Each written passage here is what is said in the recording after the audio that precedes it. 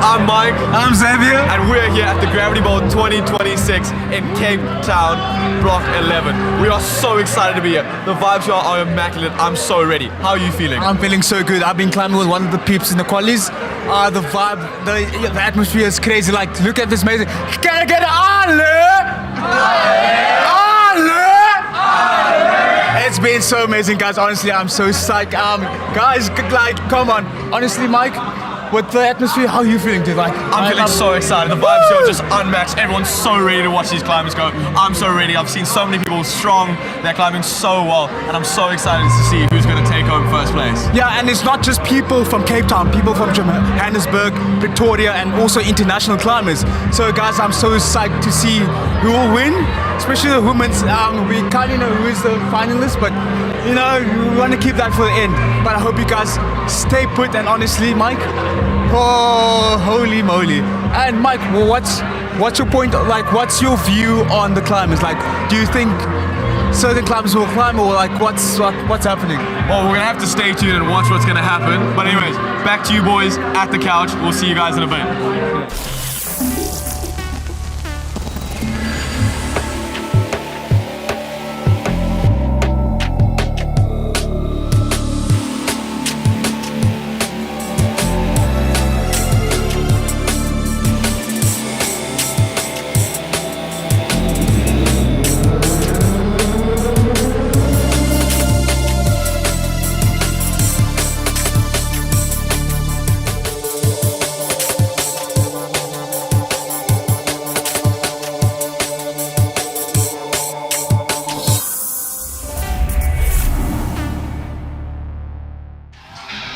Hello and welcome to our 8th annual Gravity Bowl competition, the largest South African climbing competition every year. We host it around June, July, sometimes in August, depends on the winter season. It's the hardest competition that we have every year. All of the best athletes coming here to qualify and compete. We started with qualifiers in the beginning half of the day. Both myself and my co-commentator here, Liam, started, climbed ourselves to death. Yeah, I mean, qualification started at 8 a.m. this morning. It ran through to the late afternoon. Hundreds of athletes competed, all age groups, all skill levels, everyone from kooks to fanatics. And that's who we're going to be watching tonight, the fanatics. The 8 finalists for both male and female are here tonight for the 8th Gravity Bowl. Yeah. So right now we are totaling who's going to be in the finals, and we shall, based on the qualifying results, and we'll be revealing that very soon. Yeah, everyone's really excited. Everyone has a bit of an idea of who made it in finals, but not quite. That's still to be announced. Yeah, because everyone's, you know, throughout the qualification rounds, you get to see everyone climb. You see Nick Allen flash 40. So you have a bit of an inkling of an idea of who's going to make it. So there were 40 boulder problems in the beginning. There were... So yeah, we can see the qualification highlights, 40 boulders. You can see the numbers on the wall over there. Basically, the higher the number, the more points awarded for that boulder, and the more difficult it was. And now the athletes who have made it through to the finals will need to be competing in finals tonight on the hardest boulders of the day, after already doing the hardest in the qualifying round, so that they could make it through in the first place. Sure, everyone's already exhausted, skin's thin, but these guys are so strong, it won't be a problem for them. And that's what really separates them from us, from the rest of the crowd, is they're able to do this and then still go through to the finals. Yeah, so one thing that I noticed during the qualification is the difference in strategies in the trying to get into the finals, because you know you want to get the higher boulders to get those scores up, but you need to submit your top 10, right? Yes. That's what it comes down to. All that matters is your top 10 scores. If you only climb 30 to 40, that's all that counts towards the score. You get more points if you flash the problem, just doing it on your first attempt. You get some points for a zone, and then tops. You don't lose any points for amount of attempts when there's this many people and this many qualifiers. That's too much to keep track of. It's different. I mean, it works on an honesty-based system, so reporting your attempts is kind of tricky. Yeah. But yeah. So we shall be announcing finalists very soon downstairs. Yeah. Emily is about to announce the 8 finalists. Let's see.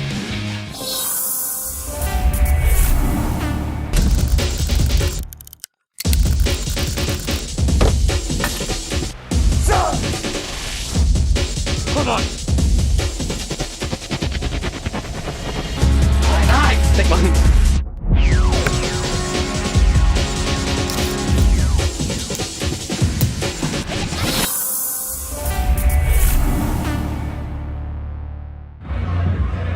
Hello, good evening, and welcome to the 2026 Gravity Bowl Finals. We are here, everybody. The time has come. The main event that you've all been waiting for. Woo!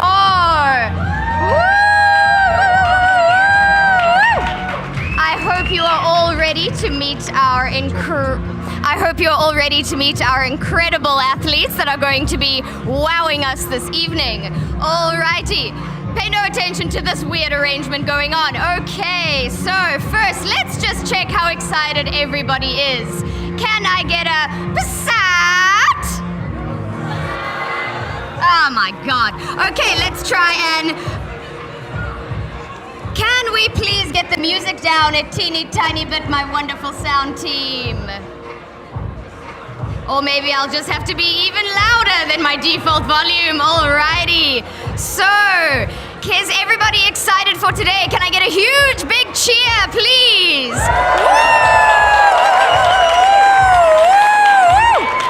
Alrighty, I think we have concluded that you are sufficiently psyched up.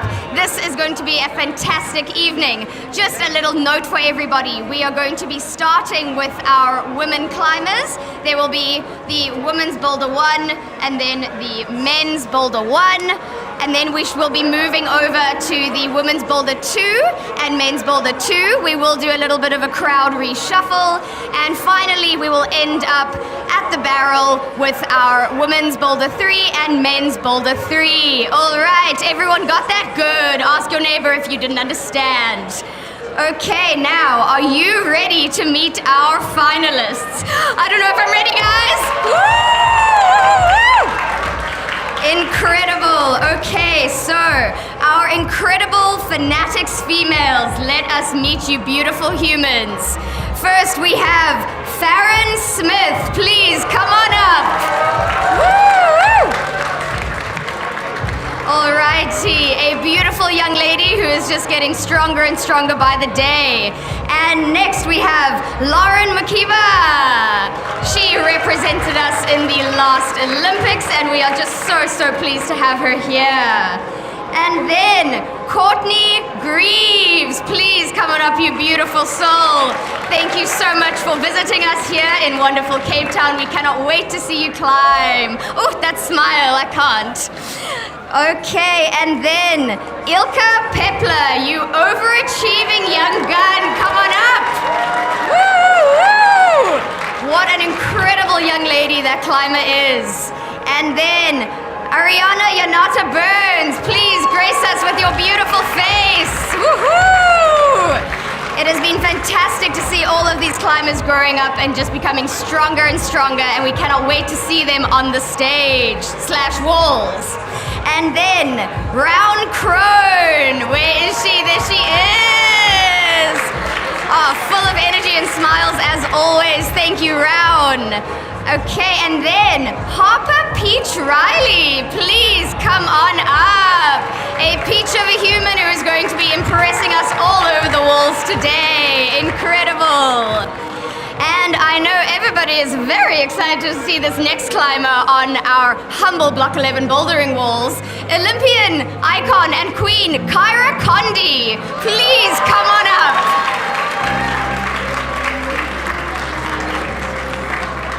Can we please get a huge round of applause for these incredible climbing queens?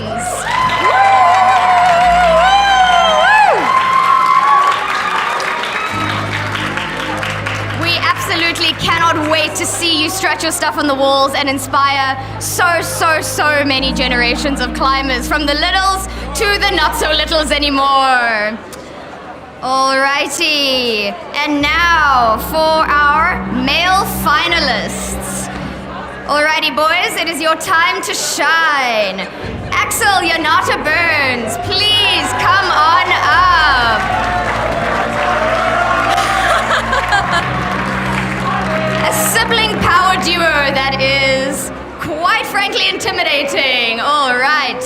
And then Damien Storm Blocker, he of the golden locks and golden smile. Please come on up. He's too humble. It's disgusting. All right. And then Cullerin Curtis, get over here, you beautiful human being. Woo! We've been seeing you dominating for years and years and years, and we cannot wait to see you climb again. And Ben Lowe, come on up, please.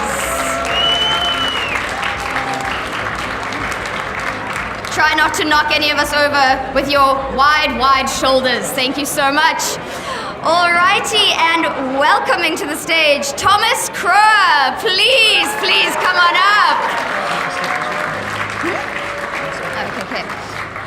We have to shout out this incredible hoodie. I think that's the best clothing I have seen on the stage today. Alrighty.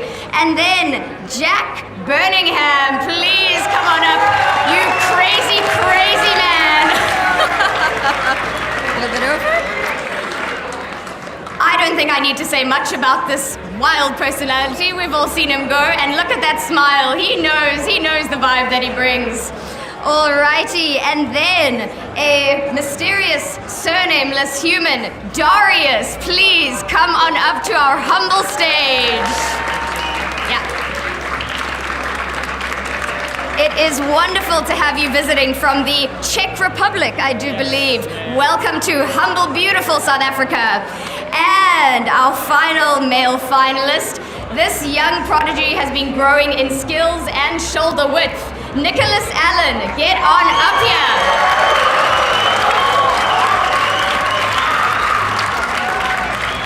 Alrighty, everybody. These are our magnificent senders. We cannot wait to see you on the walls. Can I get a huge round of applause for our senders?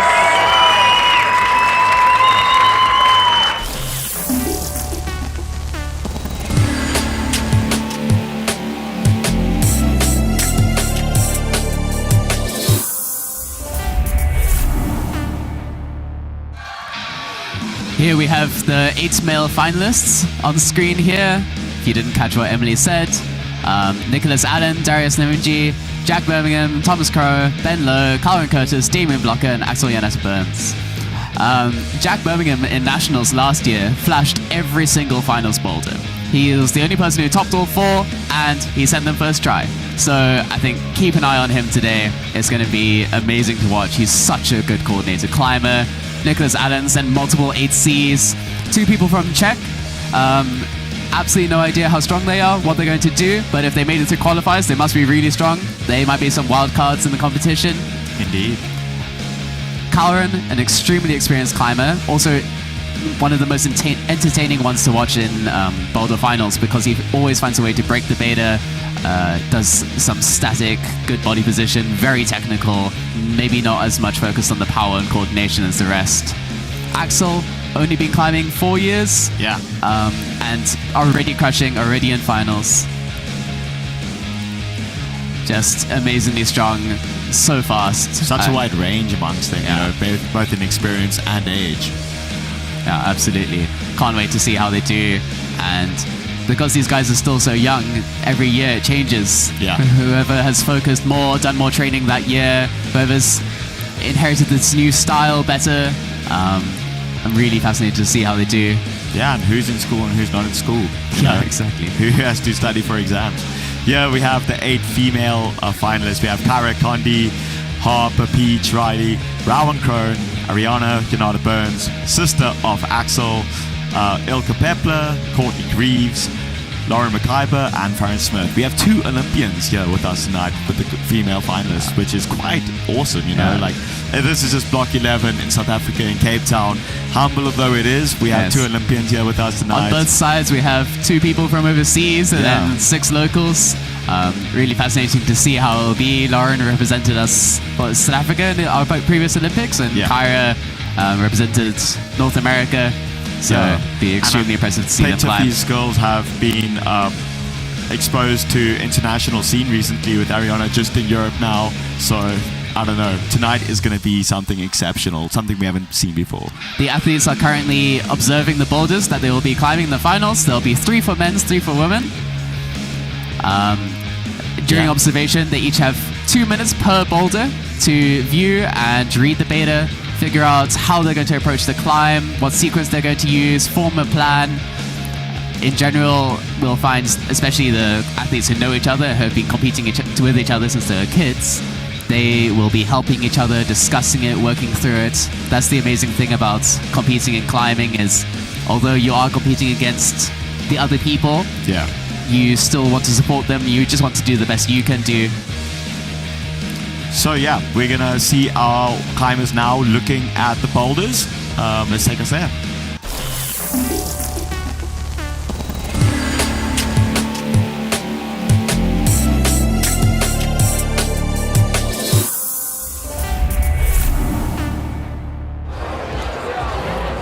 See them doing the classic boulder dance as they try and figure out each move along the boulder routes. None of them are rolling around on their backs. They're not quite fully committed to the route routing yet. Alemanjo style, need to be spinning around, doing toe hooks and heel hooks in the air. Screaming along. Exactly. You need to practice your power screams, your breath work as you're going through as well.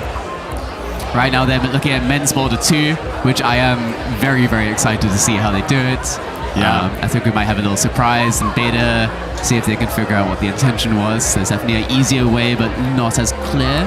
Yeah. So, which really is often what the setters do, you know. Yeah. There's a kind of an easy way, but much more complex to figure out and to unlock. And then there's the hard way. And then there's just every other way that some of these climbers do, like Halloran is notorious for just doing something completely different to everyone else. And during this observation, I want to shout out the route setters. Yeah. I think a competition is made by the route setters. They put in all of this effort for the qualifiers, which you guys aren't even going to get to see here, but beautiful movement, beautiful boulders, just so nice to be a part of that much passion and thought, and you know, you're giving something to these climbers that everyone gets to experience. When it comes to finals and boulders, it's an extremely stressful job and really hard to get right. If everyone tops the boulder, it's boring to watch and there's no competition. If it's too hard and everyone falls off, also boring to watch and there's no competition. You need to try enable a spread. You want some boulders to be topped, some to only have a zone.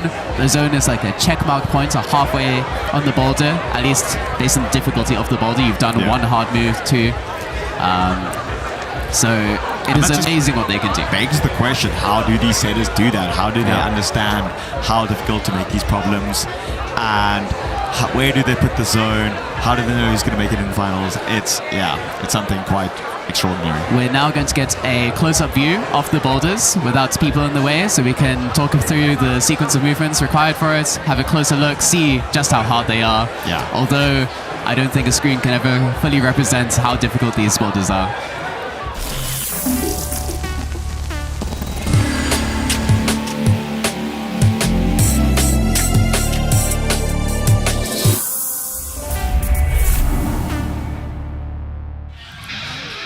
All right, here we have the 3 women's boulders and the 3 men's boulders. Yeah, as you can see, there's pictures of them. They have different wall angles that they're set on, and this is just to get lean into the different styles of climbing.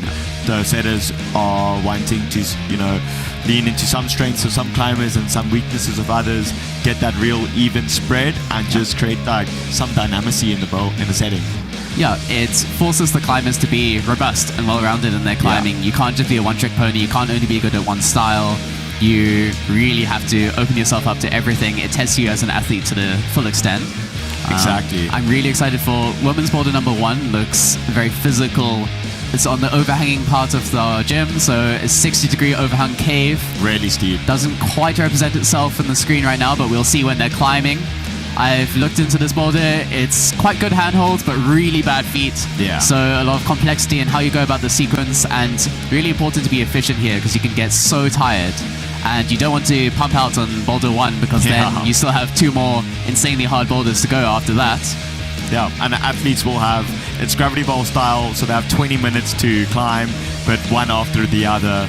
Yeah. The first attempt, no one gets to watch each other. Thereafter, they're all watching, but it's 20 minutes. There's 8 athletes. There's not a lot of time to climb these boulders. No. And especially the boulders which lend themselves to being a bit slower, the more slab style boulders. Yeah, men's boulder 1. Men's boulder 1, women's boulder 2, both of which you could actually stay on this boulder for quite a long time. And athletes just rotate off. As soon as one falls off, the next person goes in a line. Yeah. If you top, you have the benefit of you're done. You don't have to climb that boulder anymore. You can rest until the next one. So the earlier you top, the faster you top, the more points you get, but also the more you can recover for the next boulder. And I mean, attempts equals energy. They're expending more and more energy with each attempt after a day of hard bouldering throughout the whole day. So, yeah. While we still have this on screen, I'd like to just run through the boulders, what we can come to expect, but obviously we'll have a closer view once people start climbing. Yeah. Women's boulder 2, a little bit of a coordinated start. I think should be relatively easy up to the zone. I would expect most of the women to get their first try. But then after that, we have a very difficult lâcher move. So your hands are mashed on the handholds and your legs are just swinging free. You're trying to land on the right foot and grab this awful volume. It's a really difficult Terrible landing. volume, yeah. And then a very difficult pistol squat, awkward palm press position to get up. Extremely scary on terrible feet. And then women's boulder number 3. Also just Another exciting a showstopper. I think we'll be really excited to see. We're going to have a close view downstairs now.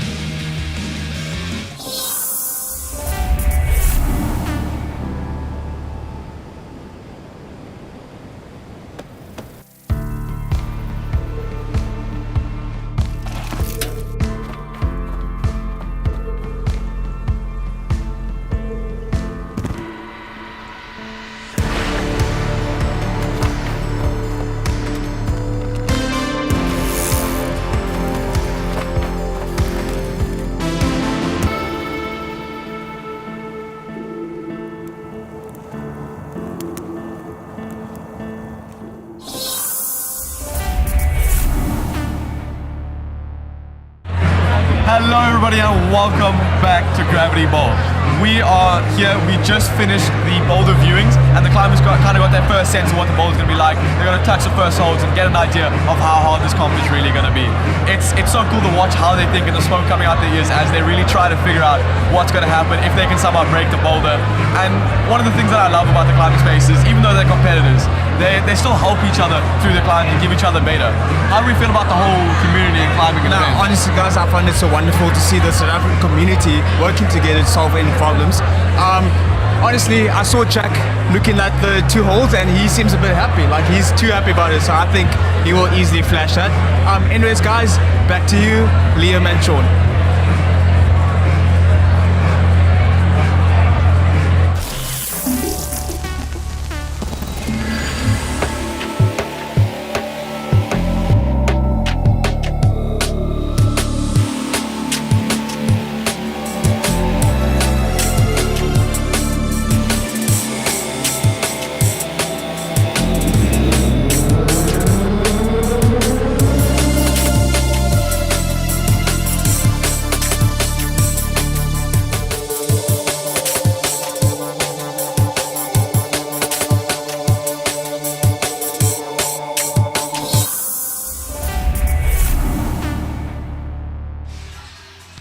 All right.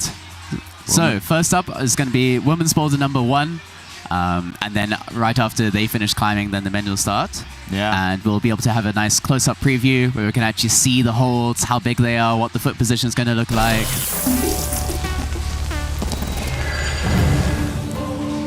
Yeah, we have it. Here's the preview.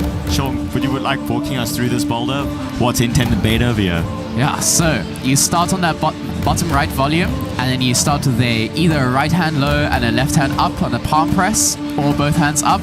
This is a dual text palm press, just very difficult. You see this volume is slanting downwards. You're going to need to drop your heels and keep pressure so you can keep friction on there.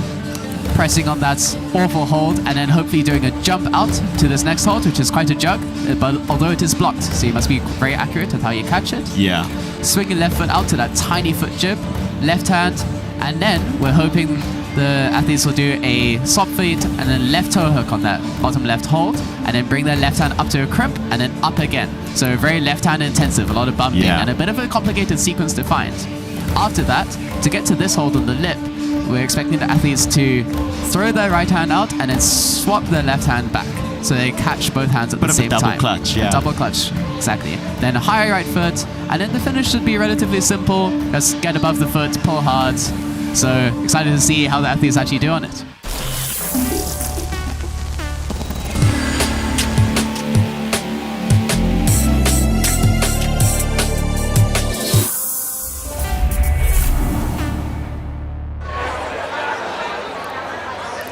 So right now we're just waiting for first athletes to hop on the boulder. Quite exciting, and what an exciting boulder to start on, you know. Very physical, very powerful. Could be simple, but it actually isn't simple. There's a lot to figure out. I think in general the handholds are quite good. Yeah. But it's your foot sequence is just going to make or break this. Yeah. Problem. And seeing good handholds can really be deceiving in a problem like this. You know, you see the cave, you see the good handholds, and you're like, okay, that's not the so bad. Countdown timer. And here we are. Farron is kicking us off with her first attempt. There you go. She's found that right hand on. The tape is indicating where your limbs must start and how many on each hold. Nice. She's found the correct swing out. Good catch there. Very confident on this. She obviously read enough of the beta in the first two. Yeah. Here, not trying to go up left, actually. Going straight to the zone hold, which is great. She's already utilized it. But she's missing out on a lot of to find that toe hook there. They're going up, shopping for a right hand, bumping right. Wow, this looks like a very powerful way of doing this. Yeah. Yeah, there's obviously plenty of ways, and it's hard to figure out which way is the correct way for you. Yeah. You know, everyone has their different beta that they prefer. Lauren McIver, look at her biceps. I mean, she's definitely gonna be able to power through if she doesn't quite get the most efficient sequence. Yes. So on this first attempt from everyone, they're not allowed to see what the other climber does yet. So they're all coming in blind, none of them getting any information from the other climbers. After that, it's free game. You can watch, you can learn. Lauren, less confident on the start here. Yeah. Hesitating a little bit, not sure how good that hold is, I suppose. It's a bit of a blind jump, you know. You can like see it from the outside, from our point of view, but from the climber's point of view, you're under there, you can't really see where to grab onto. And then you just have so much horizontal momentum once you catch that hold. Yeah. The key to those is trying to stay very high on it, not catching too low. The more elongated your shoulder is and less locked off it is, the more swing there is. There you go. Getting the left hand on immediately, that helps control that swing. Perfectly demonstrated. Everyone going straight up to this right hand. I think maybe a red herring with this crimp. Very tempting. Oh, there we go. She does She's found that left toe hook. Not using the small foot jib though. Yeah. Going for a wide split position, which is extremely impressive. Flexibility on key there. Yeah. Something that perhaps some of the route setters might overlook is just the sheer flexibility of some of these athletes. Yeah, we have one of the strongest climbers from Western Cape. She's an absolute powerhouse. Often just is able to do things that most people just can't predict. She very briefly touched the start zone there. Not sure if that would be considered a full establish or not. Yeah, typically the athletes do have to show that they have actually established, which is I don't know, it's about at least a second of like full stabilization on each of the holds that are indicated by the tape. There you go. That's completely valid. Yeah. Should get this jump out. I think this is harder if you're taller here. Wow. So much strength to just hold that. Saw a smile on the face. She was happy to make that catch, but slows it down here. Locks in. All right, looking quite good. Now she's using the foot chip. This is the first time we've seen someone use the intended beta fully. There we go. There we are. Oh, going for a double clutch. Yeah. Perfect. She's read it perfectly so far. Yeah, that's the best attempt so far. Yeah. That international exposure has clearly taught Ariana quite well. taken a moment. Yeah. None of the others have done this, but I think trying to really lock in her sequence. You can see a big sigh there, psyching herself up to try hard. Yeah, I think that's a really important thing in competition climbing that a lot of climbers do overlook is slowing it down, Yeah. taking your time. It's easy. Smooth jump. Easy to get into the zone where there's this energy and you want to impress everyone, you want to compete and do as well as you possibly can, but you Yeah. don't take the time to calm down and just actually reset and think. And breathe. Round using the split beta here. Oh, there we go. Bringing the right toe forward.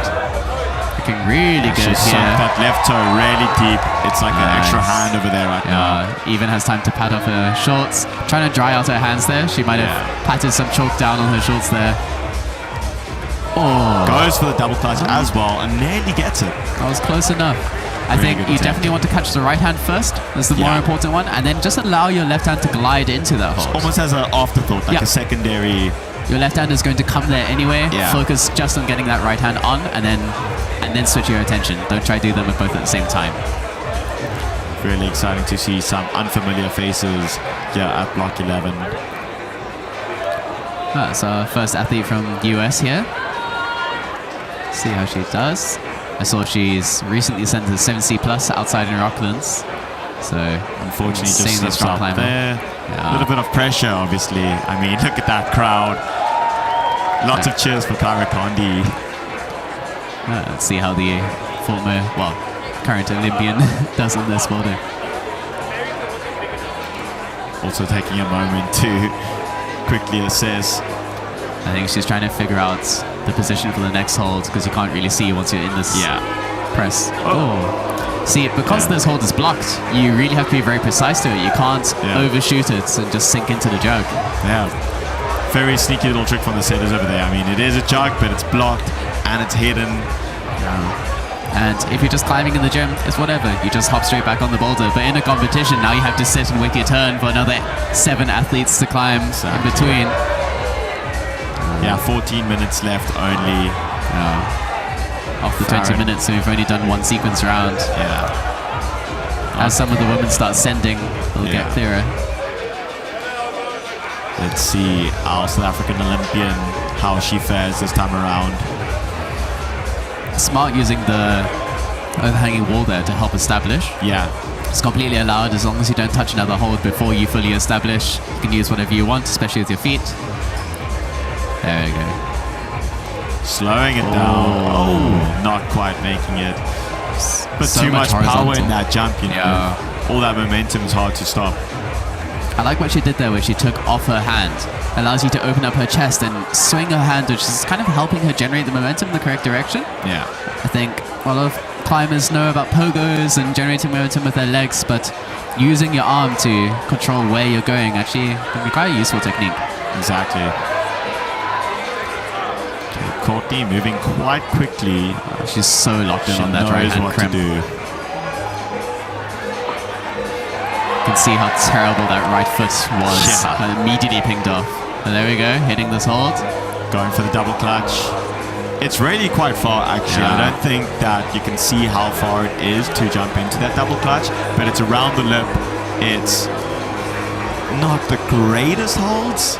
No. I also think the angle of the holds makes it quite difficult for the double clutch because the left hand is flatter. Yeah. It's more upside down. It's not direct opposition. You can't just squeeze easily. You have to angle your wrist right. Ilka making this look so easy, immediately controlling body position. Slowing it down beautifully over there. See if she's really jamming her toe into that jug. Oh, popping right off. And you can see her looking at her skin, holding her hands within her arms. I know that feeling. It's easy to forget that these women have all done 40 qualifying boulders already today, and they had to do the hardest ones in the gym to make it through to here. So skin's low, power's low. They've only had a few hours to recover. Yeah. Some of us were climbing from 8 a.m. all the way to 2 p.m. Yeah. Yeah, we saw these extraordinary women the whole morning. The afternoon. Almost finding the double catch. Wow. I think that was probably the closest go yet. But yeah, each of these attempts really do count, you know. I mean, as the skin gets lower, the energy gets lower, the stress builds. We're almost halfway through this first boulder. And having thin skin is bad for friction because you start sweating through your fingertips, and so your chalk doesn't last as long. Climbing with friction is very important. It saves you energy. You don't have to just squeeze your way through it. Yeah. Sometimes you can't even hold if you don't have dry skin and good position. But there's also the pain tolerance factor. Yeah. Just being your body allowing you to clutch hard. Sometimes it's just too painful. Rounds looking really secure in this position. Really drilled her foot in. That was a really close attempt as well. Interesting how she launched from the split position, keeping her right toe in there. Yeah, just trying to get something, you know, some more push out of it, but so difficult to tell what the right thing is to do. Yeah, we have Harper. Oh, much better attempt this time. Yeah, but Hopefully yeah, on you the can really third go see she'll how much catch it. momentum there is, how much horizontal momentum there is to stop. Here's Kara Kondi. I think the likely favorite of this competition, at least from a lot of the people I've spoken to. So it'll be exciting to see if there's a bit of an upset. I think the other woman competing alongside her, she's probably seen her as a bit of an idol, you know, international competitor from really strong country. It's a name we see in World Cups, in the Olympics, and now she's here with us tonight. But our girls are looking really strong these days. Yeah. Well, they're getting higher on the borders, so I feel like there might be some extra motivation for them to push through and do the best they can. No, for sure. Oh, that toe hook really sticking there and helping.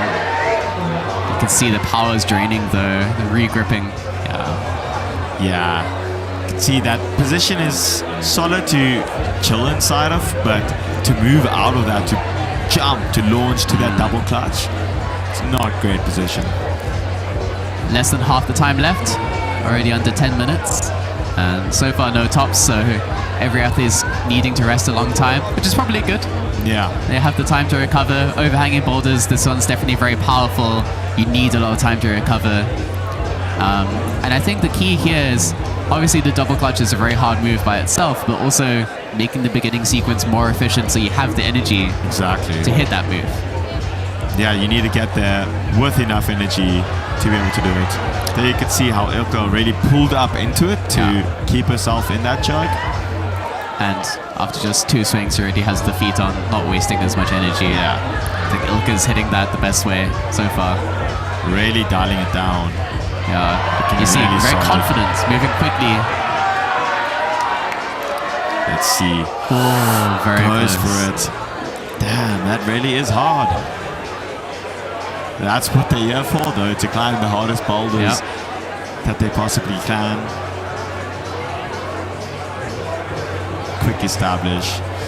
As the time runs out, you'll see that the athletes might start to speed things up a little bit. And as they learn the beta, you know, getting more confident with each move, just working through the sequence as quickly as possible, but still efficiently. As you can see at the top left of the screen, this competition is sponsored by Rogne, and this boulder specifically. Rogne has, catching the double clutch. You can hear the crowd. Beautifully done. It's a really terrible right foot to launch from, but good hold. Oh, catching the blocked hold, 2 And that's our fingers. first top. Wow. There we go, well done. European experience paying off very much for Ariana and Jonathan Burns over here.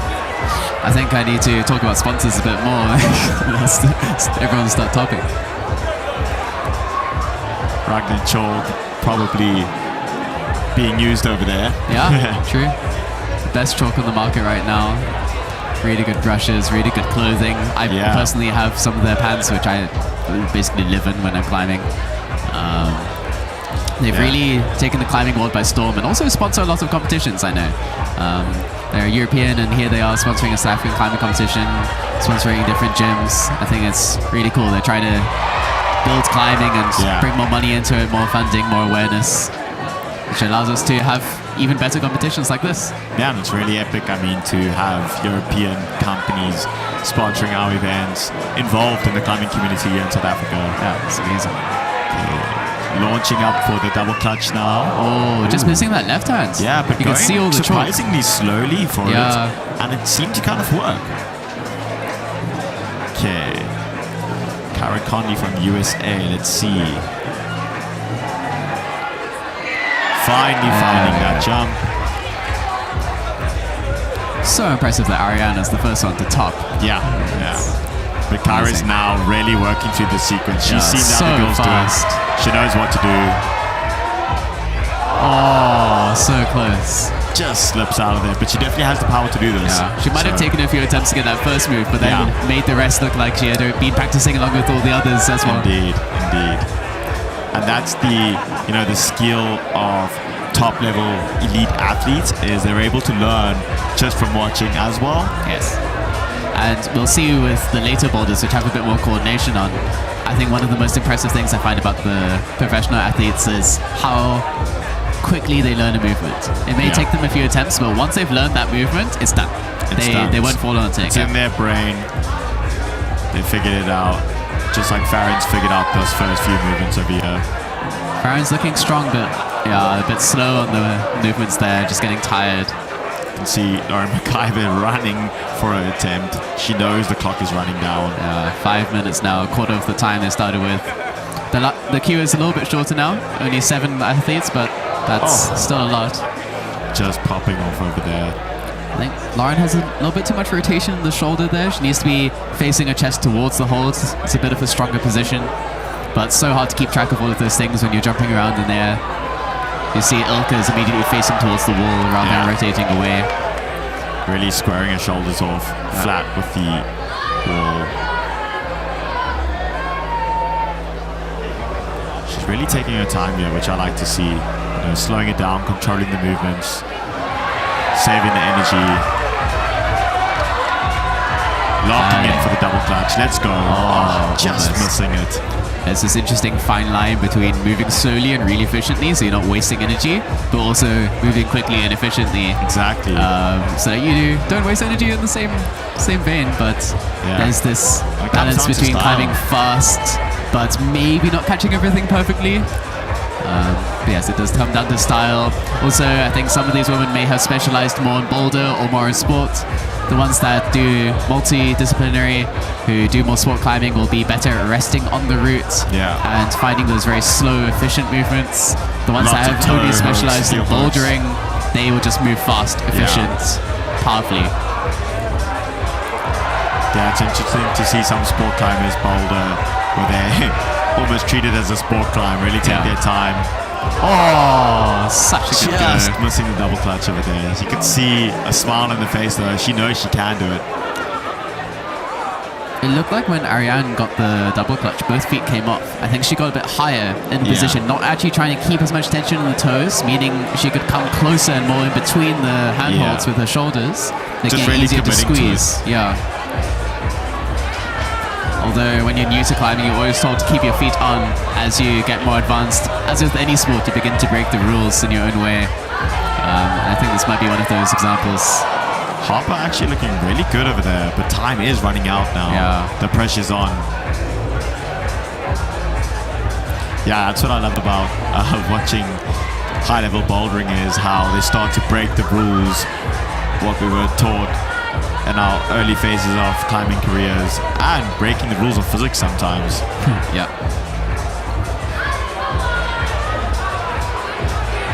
Looking so efficient on this.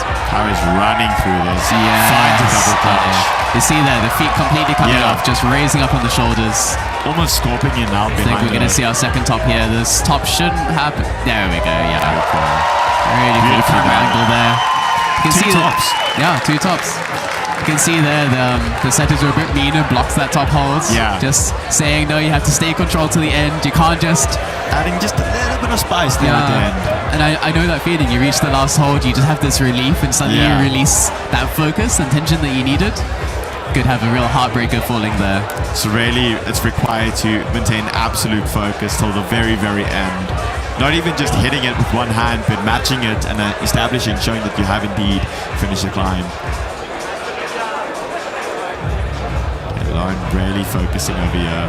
She knows that she might not have another attempt after this. with limited time, doing a roly-poly.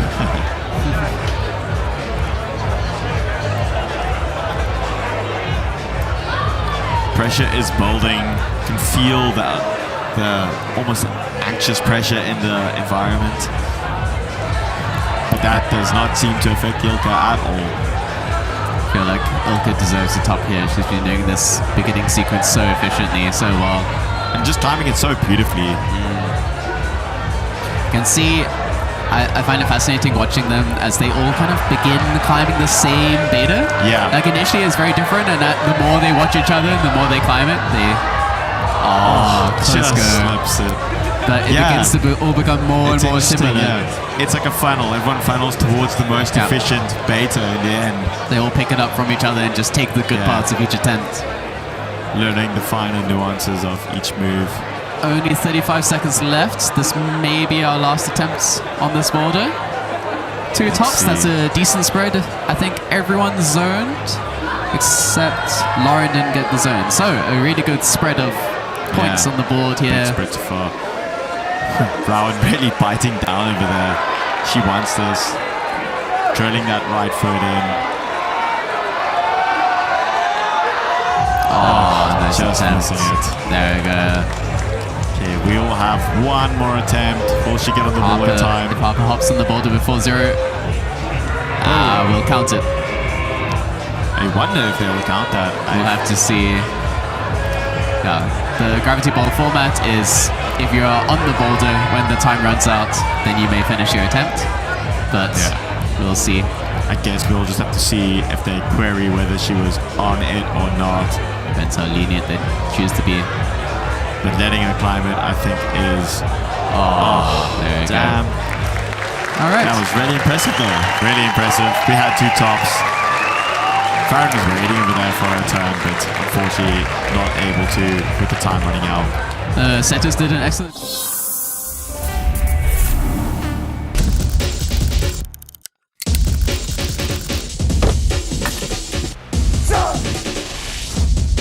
Hold on. Take one.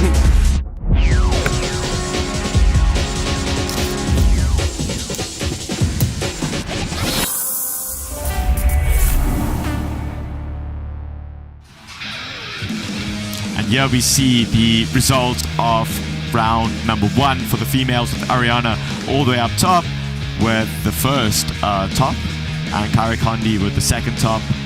Farron Smith in 3rd place, and Courtney Moves trailing just behind her.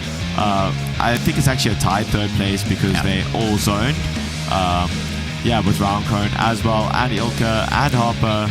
Unfortunately, Lauren McClimber did not reach the zone, which puts her in 6th place. Yep. But we do have 2 more boulders to go. Anything could happen at this point. When it comes to the scorecards, you get minus 0.1 points per attempt on the boulder. So if you top slightly sooner than anyone else, then you get more points. Next is coming up is men's 1. We'll have a boulder preview of that right now.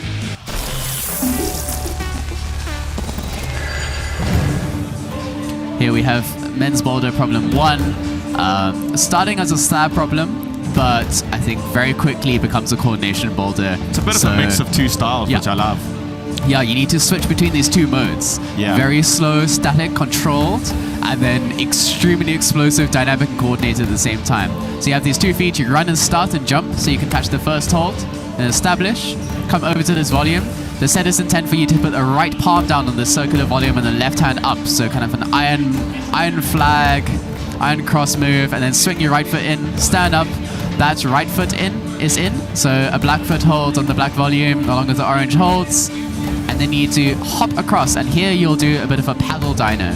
So right hand, left hand, and then pops and jump straight up to that last hold. You can't slow this down. Those 2 holds are slightly in cuts, but at the angle that they're on that wall, especially from the direction you're coming from, you won't be able to stop your momentum. Fairly flat, yeah, and a lot going on. You know, you have to worry about both your right and your left hand and your right foot, and then the final hold. Yeah. So soon we'll be seeing the men's on it.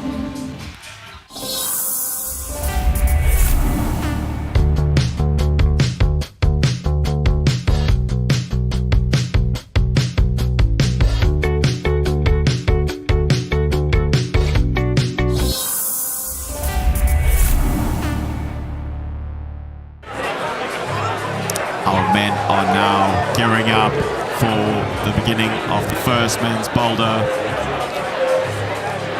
And Axel is up. Let's see. You can see as he chopped back with him, he intends to spend quite a bit of time up on the wall, taking his time, really slowing it down. I'd like to reinstate that he's only been climbing 4.5 years. I think as someone who's climbed longer than that, this is quite upsetting to me. But even more impressive, and I admire and respect it.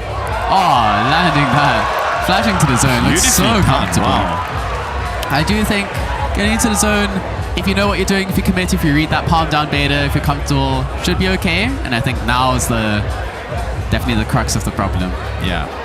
But really, you know, finding that beta just perfectly and following through with the right foot. This is perfect. This is the slab part. So you've just done this jumpy committal move, and now you have to walk like a ballerina, very delicate, slowly placing the feet. You see how he's dropping his heels so he maintains friction on the hold. Slowly, delicately getting that foot there. No hands holding him, just resting on the palm. Almost. Very good. And those feet are not good at all. We had a good look at them. Look at the pose. Camera shy and not at the same time. Damien Bloc, sometimes referred to as Goldilocks due to his beautiful luscious locks.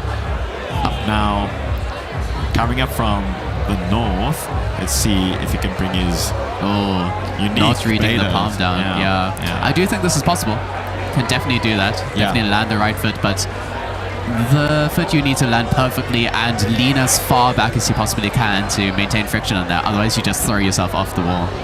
Curious to see what Paarden does over here. Often trying to break beta, do it statically. Yeah. Yep, there you go.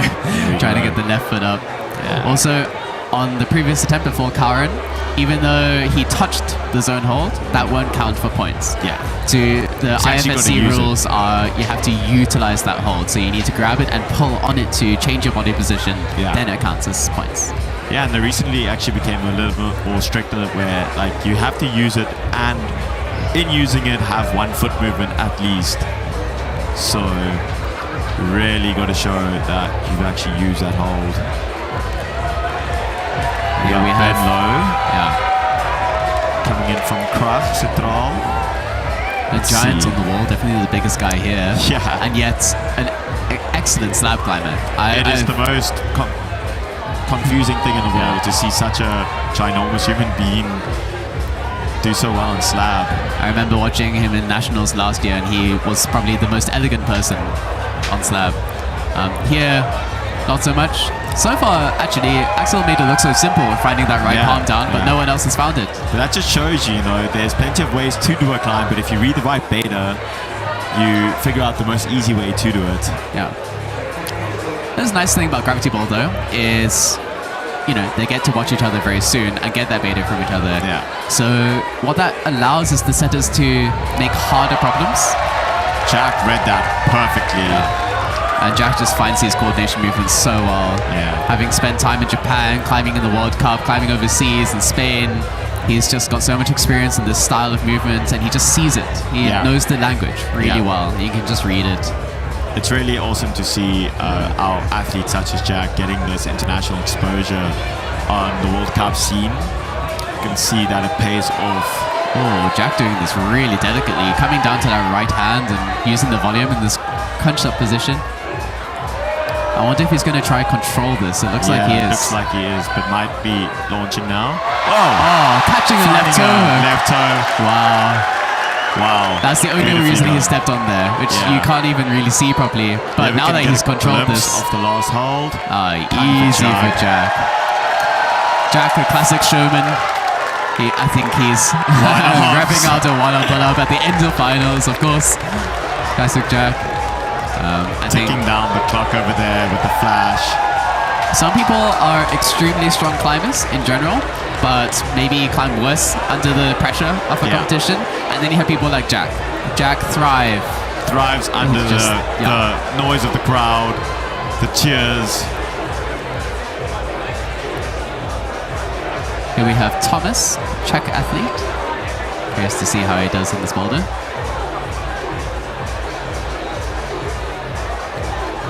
Really spending his time there in the beginning. Looks like he's preparing to hop. You can see him bending the right leg. Yeah, there we go.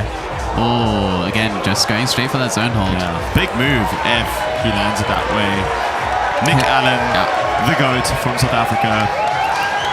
Probably one of our physically strongest athletes, best outdoor climbers, and an insanely good indoor climber as well.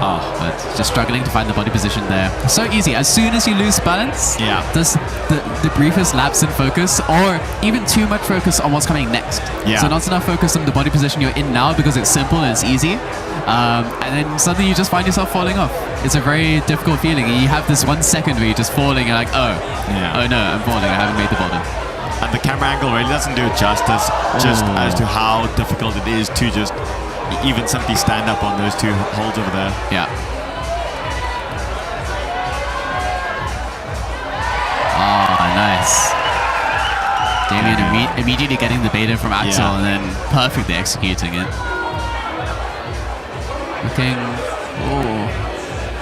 This next section is really tricky. We saw Jack having to use a lot of mobility and control over there. See, that right hand seems to be integral to this. I think it's because you're leaning left, and the foothold that you're on, the orange foothold, is also orientated towards the left. Yeah. So bringing your foot out right and shifting your weight that way is very tricky. Oh, Damien's stopping on Beautifully that. done. Jumps up, catches it. You see, this is why I'm not in the finals, because I thought you would have to paddle that last section, and these guys are all just stopping on it like it's a joke. These athletes are the best of the best, not just from South Africa, from all over. Karen catching the right hand slightly too early, I think. Wants to maybe go towards more towards the center, more stable base. It's going to be interesting to see now how these men learn from each other. Let's see what Ben does over here. Delicately bringing that left hand up. There we go, landing the right foot. And smearing that left foot as well, just against the volume to get that extra bit of stability. Now for someone who's taller like Ben, this kind of position is really difficult. Terrible. It blocks you off so much, just having longer limbs. Climbers like to complain about height differences and being short and being tall all the time, but realistically it has its benefits and negatives in every way. And you have to be creative like this, find your different way through. Yeah, and Ben just pressing down on his palm there, like holding his entire weight on his palm momentarily just to find that right foot. Really impressive. Lots of power required to do something like that. There's Thomas again. Oh, it's so elegant. And immediately standing high on that. You can tell, no hesitation in that movement. He knew he would land it. He's done a move like that before, for sure. You can see.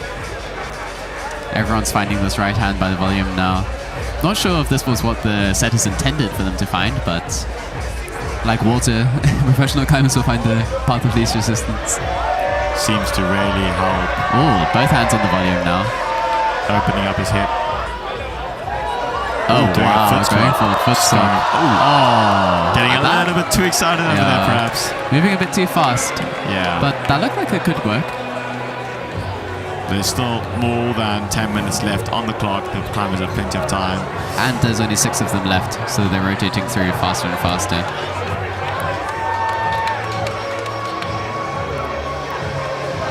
So far, good spread. 2 tops, 2 zones. And then 4 who haven't achieved zone yet. Wow. Casual. Really smooth through that movement. And that's what we were talking about, really, is just how great these athletes are at learning. Yeah. How quickly they learn and how comfortable they become. Oh, just that bund or swinging open. But maybe holding it, that would have been really impressive if you could squeeze and just hold that. Yeah, seems like they're not confident enough to have the coordination to catch that left toe hook, which Jack caught. But that looked so strong from him. As soon as he caught that left toe hook, he was just latched into that position. Yeah. There's direct opposition between pulling with the left toe and pulling with the right hand. Just makes you stick. Back up with Axel. He's done this a couple times before. He knows what to do. Axel had the best first attempt on the boulder and actually hasn't been able to replicate. But as you can see, you know, even if you've learned the move, it's really difficult to repeat such difficult moves.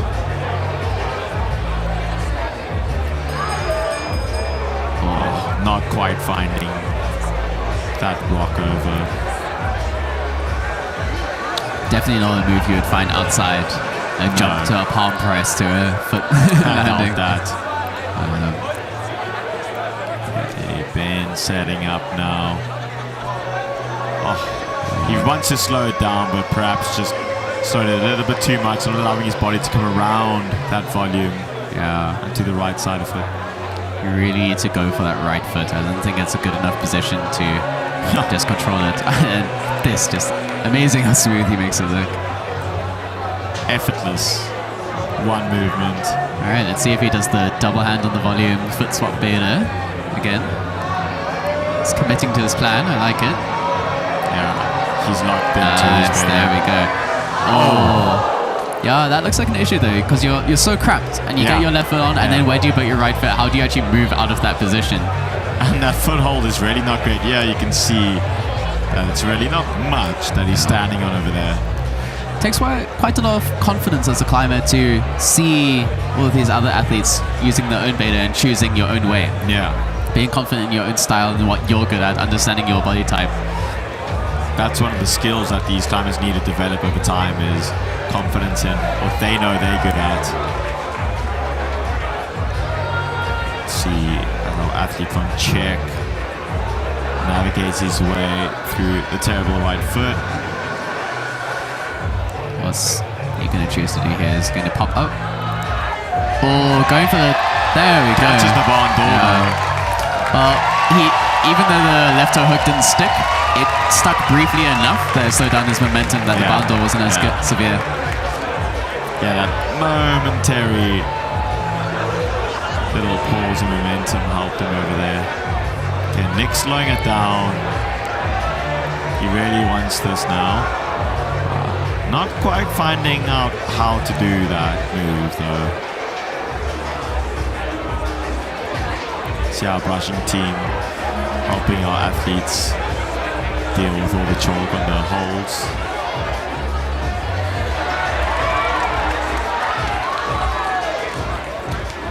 We've just heard that Jack would like to repeat the boulder and use the intended beta just for fun. That's Jack for you.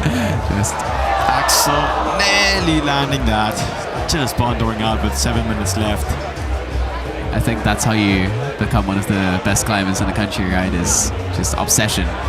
Not being comfortable with just completing it, but wanting to do it perfectly. Okay, Calvin has finally figured out this move. Cal's gone in the zone now, which is great. Some points secured. Even though he's quite a tall athlete, he really seems to do well in these funky slab positions. Calron's really good at trusting his feet. There we go. Finding that left toe hook. As you say it, we see it. He knows he's got this. There we go. Nice. And Cal has topped. He's really psyched on that.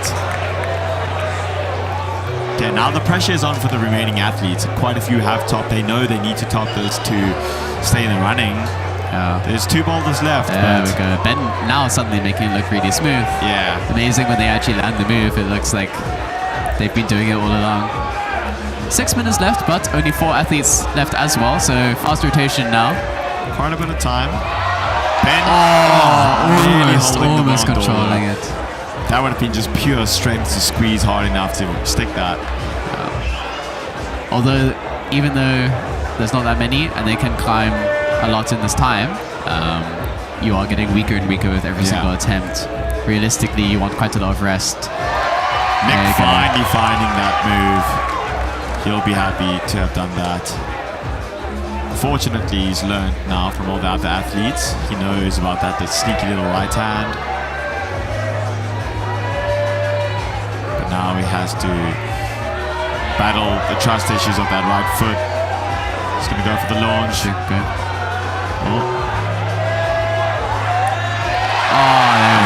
Stuck it. You can tell. Well done to Nick. You can tell that he knew about the toe hook beta, but I think it just feels risky because Yeah. you're looking right, you're grabbing a right handhold, and you need to kind of blindly catch this left toe hook and just hope that your body And knows what it's doing. Trust that you're launching out of that terrible right foot, you know, like slipping in that position is scary. I don't know if the viewers realize how scary doing that move really is. It's a lot of commitment required. It's scary, but there's also the pressure of being in the competition. Yeah. I've had that myself just on the easy qualifying boulders where sometimes I have a really bad attempt and I'll intentionally use maybe more physical or worse beta just because I want to make sure I can actually send it and I don't want to risk it. Like that. Yeah. Not quite finding the toe hook there and Paarden out. Axel's back up again. Only 3 climbers left on the men. 4 minutes. Easily landing that right foot. So confident. I just love to see how locked into the moves these athletes get, how they learn it. And trusting this tiny right foot hold as you crouch over it. It's a pretty good angle now to see how bad that foot is. That left foot just swinging too far out to catch the toe hook. Now, if I'm correct, the setters said the intention was just to paddle and control this. Just go straight to the last hold, which no one's tried yet. Everyone wants to try and control the position. I think it's because those handholds are good enough that you can hold on to them and stick. I didn't think they were good enough, but for these guys... That's the thing with these athletes. You really don't know sometimes. You think something's impossible to do, and they very often prove the impossible to be possible. And you have to be aware of that as a setter. Beautiful toe hook over there. Ben made that look really easy there. Yeah. It's amazing how easy they make it when they do second. Yeah. And I think that just shows how incredible these athletes are. Some of these athletes are making it look easy, but this is, more difficult than the 40 qualifying boulders. Yes. So, there we go. Yeah, Everyone's for stopping now. seeing a bit of a send train being established over here.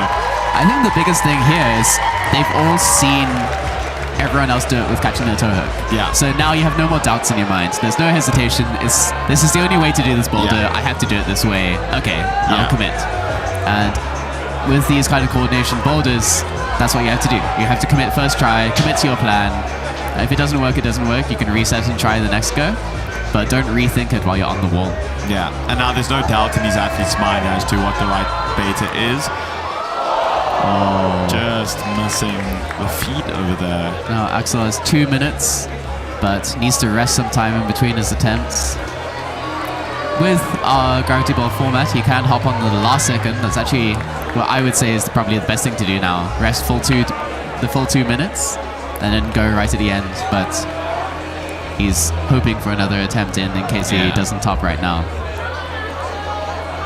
Yeah, and that's the balance that these athletes have to play around with is how many attempts, how many minutes to rest, how many seconds to rest. Every second does count. Not going for the toe hook and just can't hold that bundle. I notice I see the pattern more in the more advanced athletes, the ones who have been climbing longer, who have been more successful, won more competitions. They are a lot more comfortable just taking a step back, breathing, resting, having confidence in themselves that they know the movement and they know they can do it, rather than just grinding through attempts and trying to learn it through brute force. Really taking their time to bring down their heart rate, breathe, take the time, run down the clock, and then give their full effort, their full energy for one final attempt. On screen here we have Axel sitting, and to the left of him we have Tiffany and Mars, both owners of Bloc 11, ones who started this. Tiffany is a head route setter, Mars as well. Both of them were involved in setting these finals boulders. Obviously very invested in how the competition goes. And both cooked up some beautiful times for us today in the finals. It's amazing what they've contributed and brought to the climbing scene in South Africa. Yeah, absolutely phenomenal. I mean, they've just built Bloc 11 into such an establishment. Also with the new Bloc 11 in Joburg, we have some of those athletes joining us here today. So really cool to see. It's upping the level of bouldering in Johannesburg. Oh, Axel, come on. Finding the There we top. go. It slips, but he's got it. He gets the top. Beautiful. He's just going to be really happy about that one. So, 8 tops. 8 tops. Definitely wow. a spread in a tent. Yeah. And that will only matter if there's equal tops and zones in the next boulders. That will be the deciding factor in who wins and who doesn't. Will be how many attempts it took you.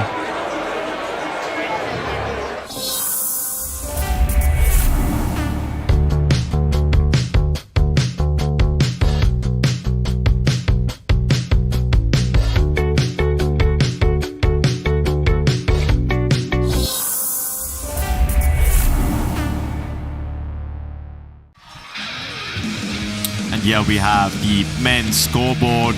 As we can see, all athletes have topped. So, And Jack with a flash. yeah, Jack with the flash, everyone else with the top. Continuing his streak from nationals. Yeah. Jack also last weekend won a competition called Resistance at Krag Central. Yeah. A new gym that opened last year, an observatory focused on elite athletes, modern comp style bouldering, very difficult gym. And Jack that seems to train there sent us all the way exclusively. from Japan joining. Yes. Yeah, really cool. And yeah, Jack coming off of a high there, Yeah. having won that competition as well. So much competition exposure Yeah. for Jack this year.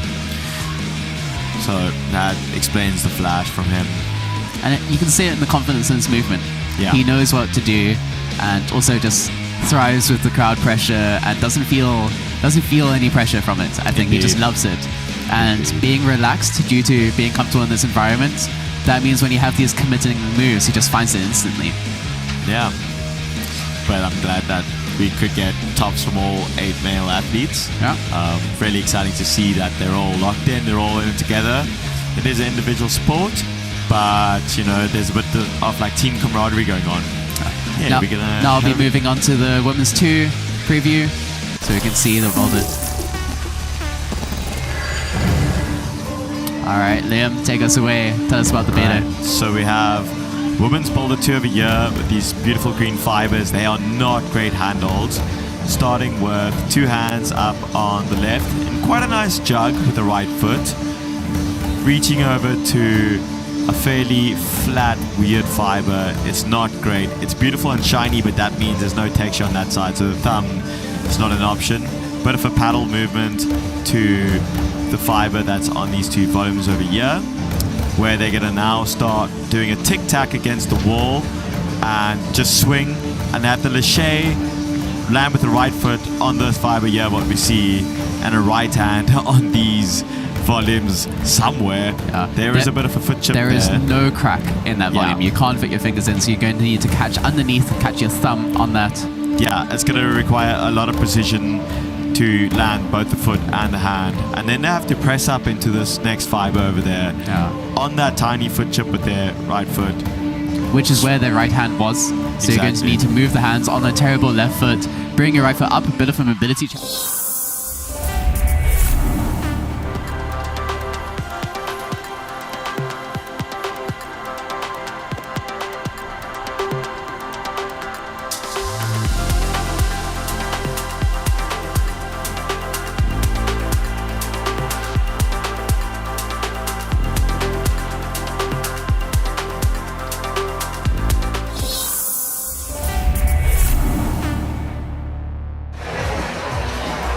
Right, the women are now gearing up for Women's Boulder 2. Look at this crowd here. So packed. Everyone gets a view of the boulder. Lots of beer being handed around. Good vibes all around. Good music. And Farron is up. Oh, Sees the paddle, but doesn't quite get it. that zone hold on the top of the volume is very good. Yeah. It's a real bucket. So you can commit. Your body position can be terrible. If you get a hand on it, you're good. You'll stay. And that's one of the interesting aspects of climbing and bouldering is knowing the hold sets. Yeah. Some of these athletes will know that that's a bucket over there. Some won't. Yeah, those athletes that are local to South Africa and Cape Town will have climbed on these holds before, which is definitely an advantage. Yeah. caught You can see a bit of a swing here. She's trying to go in one motion. Oh wow, trying to skip the bad right hand. Yeah. I guess that right hand is really flat. It's not so good. Maybe she's familiar with the hold and Yeah. has a vendetta against it. I do know you can kind of crimp the edge of this hold. You don't have to hold it as an open hand slipper. You don't have to pinch it. Yeah. If you have the finger strength, you can just hold the edge. I would say bring your hips in close to the wall. Try to get nice and close under it, and then launch from underneath. They're you see doing exactly what you said, but that thumb, as you can see, doesn't offer that much. there. Beautifully done, though. See, Ilka even hopping the right hand once she Yeah. caught it. You can just see how confident Yeah, she we is. see the interesting move though, the tic tac into the lache. Yeah, you can see it Very struggling committing. to like properly direct the direction. Yeah, that's usually the tricky part with these. Whoa. Now, I want to draw attention to those feet that she's landing on. It's Yeah. different to what we saw in the preview. This happens where the setters all talk to each other, they all work with each other, they try refine the boulder. I think they probably had this assumption that that foot would be too good, it would Yeah. make the boulder too easy, perhaps there'd be too many tops. So they have now changed it to these awful volumes. Really flat. Yeah, I saw them looking at the angle of the volumes and it was really bad. It's not good. Here we have Round Crone setting up. She is one of the best athletes when it comes to laches and directing herself along Yes. the wall, which is really important with these swinging movements. It's just the direction of the swing. Round's actually a setter as well, and I find she often sets these kind of lache movements. Yeah. And I've learned a lot from climbing her problems and trying them myself and falling a lot. Yeah, if there's a lache in Block 11, it's usually set by her. Yeah. Harper Here we is have up, Harper. going a little bit faster and slipping out. With these paddles, especially on these holds, I think you do want to definitely pull on them as you go and engage very fast, direct your momentum the right way. Yeah, you're not just slapping them, you're actually pulling through. Yeah. It looked like she was just trying to hope to jump to the right hand. Oh, wow. Beautifully done. First person to keep the right foot on. Yeah. I think keeping her body to the left means she can pull in a straight line along those holds. They're just so powerful. You can see Kyra really beautifully landing that. She made that look so easy, but That is not easy, guys. For anyone watching, that is Yeah. not easy. the fact her momentum just completely stopped when she grabbed Yeah. it. Like, it was immediate Almost landed standstill. in like a dead point Yeah. situation, you know, no more momentum. Okay, now she's gonna have to press up into the You wall. see that tiny right foothold, just pistol squat from super high. And now it's just fear factor as well. Yeah. Do you trust these feet? Look how high that foot is. Those feet are not Wow. good. But she finds the top. Kyra, the flash. Shakes her head in a bit of disbelief over there. That's how you know how scary that move is. Yeah. And she'll be happy to not have to try that swing again. And now she gets to rest for Yeah. a full 15 minutes before trying Women's 3, which is a very powerful boulder as Yeah. well. So huge advantage for her. Really massive for Kyra Kondi. Here we have Lauren. Now she's gone on beta. She's seen what the others have done. Oh, that looked very close. Looking really good though. Looks like she was Looking really inspired by the right foot being Yeah. on. But she didn't quite sink and dip into the feet, which didn't allow her to build as much force through her legs. good. Yeah, although some of these athletes make it look easy, it really isn't easy, Yeah. even when you understand exactly what to do.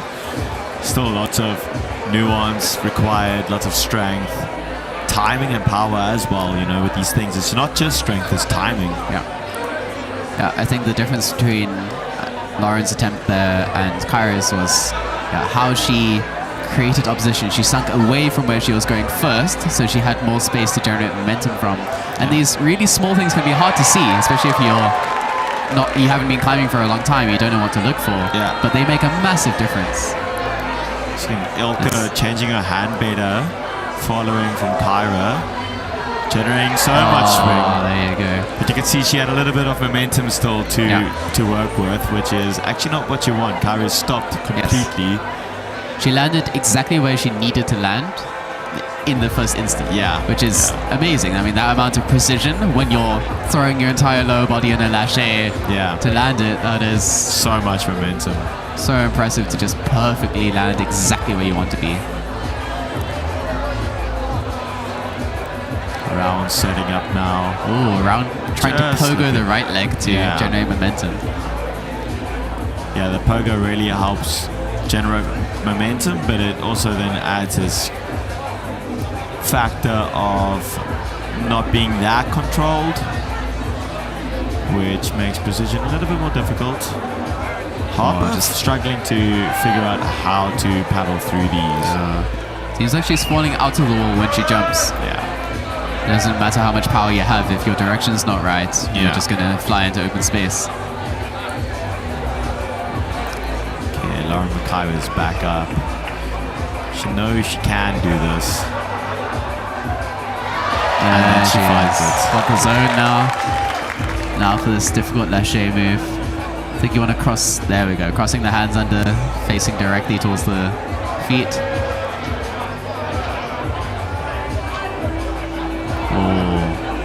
Not quite enough momentum over there. Landing the feet too early and leaving the chest behind. I think that's the main difficulty with lâchers, and then probably the scariest part is you want to swing in this arc, leading with your hips, so that when you land with the feet, your body's already lurching up. You don't want to land the feet before your body is above your feet. Yeah. You need your body and your chest to follow through, but that's also really scary because if your feet slip. Yeah, well, you need to delay landing your feet so that the rest of your body can catch up, which also makes it more blind. So you're kind of upside down for a brief moment of time, which is terrifying. Yeah, Ilka preferring the one-hand swing baiter. It's not allowing her to direct her, but changing it. Beautifully done. Very good. Amazing how smooth it looks when they land it. It's really awesome, actually. Okay, but lots of delicate balance required over here. And hip mobility too, just getting over that knee, opening up the hips. Oh! You can see how hard that move actually is. That foot's not great. There's no really good handle to use, and you have to press up into that volume, or fiber rather. Ooh. Looks like she skipped that. Almost, deciding to skip a little bit over there. Looks like she could definitely do that. So this boulder is sponsored by First Ascent. Pretty epic South African mountaineering brand. Let's just draw our attention to Rowan now. Going for the lâcher. Looking a little bit uncontrolled there. Trying to figure out the hands. I think with her right hand forward, she's coming more into the wall. Yeah. But it works for her. Oh, not quite. The chest is just ever so slightly too far away. Just a little bit. It makes that handhold way less positive when you're not directly against it, when you're coming out of the wall. She almost controlled it. But I think she has it for her next attempt. There's still more than 10 minutes left. You can see lots of chalk coming off over there. Really important with such difficult climbs is to minimize the amount of chalk on such holds. Really can make such a huge difference. Yeah, the more sloping a hold is, the more friction is required. Yeah. Chalk can build up in the holds, just become this extra layer that you can slip on. So shout out to our brushing team doing the hard yards for our athletes. There we go. Lawrence now learnt this movement, learnt to commit to it. 10 minutes left of women's boulder 2, and Lauren is now going for the lâcher. Ooh. Yeah, not quite figuring out what you were talking about earlier, you know, with bringing the body through, landing the feet just a little bit delayed to allow the body to come through. Her body was quite straight when she released that lâcher. You want to have this weird arch in your back, this curve. But when you're landing on feet like that, which are sloping downwards, you just feel like you're going to slip and scrape your shin. There's definitely a fear factor here. And the only way you overcome that is not by learning the movement here in this boulder round in this finals. It's by having done that movement hundreds of times, maybe even thousands of times. before in practice. And that's a big thing you hear is commitment, you know. Some of these moves aren't necessarily that technical. They've done it before. It's just commitment. Ilka's really As we learned saw that Ilka now. commit Yeah. there perfectly. Just lands with no momentum, and also palming down with that left hand. Immediately has position between both hands. Yeah, you can see just how bad that right foot is. Ilka desperately looking for something to hold on to with her right hand. Slowly pressing up. That leg strength, so strong. That is a pistol squat from a really uncomfortable position while having to balance. You can see her legs are shaking. You can see how scary that She is. finds it. Amazing. stuck. Well done to Ilka. Wow. Second top. What a valiant effort. 2 tops on boulder number 2. Hopefully we see a few more as Ariana goes Oh, wow. for a new beta, but it worked perfectly for her. Oh, you can see how much she's committing to this lâché. Really throwing forward. Wow. There you go. There's so much aggression in the swing in her lower body. Not just relaxing it, but you can see tensing her core and flexing and pushing through. You see her mobility here. I think Ariane has amazing mobility. There you go. Wow, finding the press up into that fiber. She knows what to do, but she has to slow it down. She finds it though. Looks back at the crowd for some affirmation. She's done it. That's 3 tops. Still just over 7 minutes left though. The athletes do have some time, but the pressure is now starting to build. Around finding that. It looks like also she very, very, very briefly used that left hand, but mostly just jumping out to the right hand. Also swinging so much there. Yes. Big smile on her face as she stops her momentum and lands it. Now looking around, searching for what there is at a disposal to use. Pushing that knee as far right as possible, is getting her hips over the foot so her weight's nice and balanced and distributed. Looks like she wants to just pop up to this left hand. I'm sure you could do this quickly and just catch yourself and save yourself, but scary. Oh, and she just missed that left hand. That just shows you the leg strength of the athletes who are able to statically just push up from there. Just do it controlled. And it's much worse than a pistol squat. Yeah. It's a really high, awkward pistol squat while your knee's facing away from your body. With a terrible tiny toe. Yeah, on the edge pressure. of your foot. It's crazy. Now we have Farron back up. Let's see if Farron can get anywhere today. Not quite finding that. Okay, Lauren stumbled away to the boulder, but excited.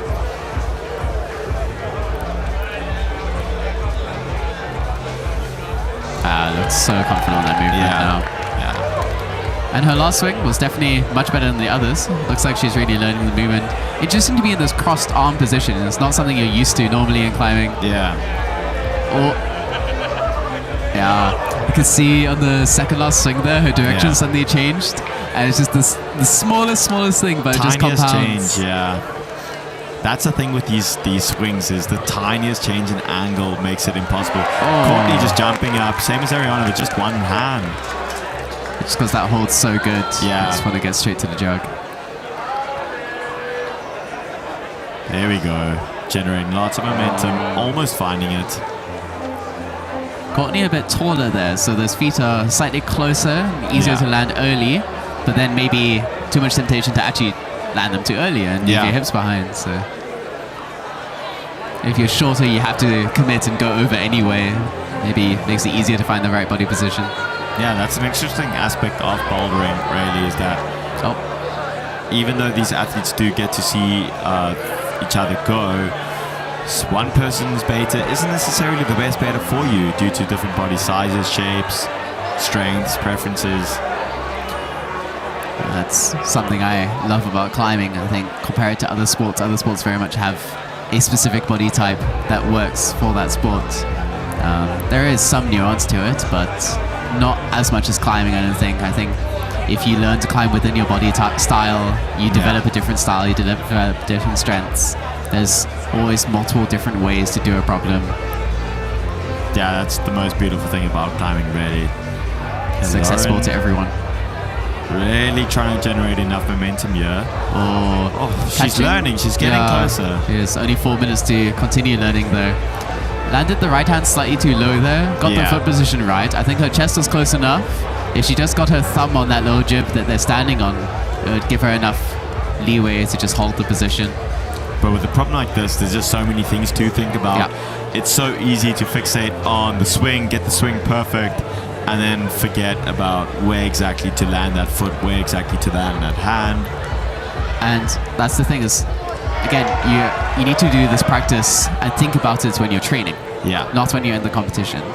I find for these kind of coordination movements, when I really need to perform on something hard, I just need to put myself in a kind of suspend my disbelief and just switch myself off. And then I often find myself just ending up in the body positions without actually realizing what happened.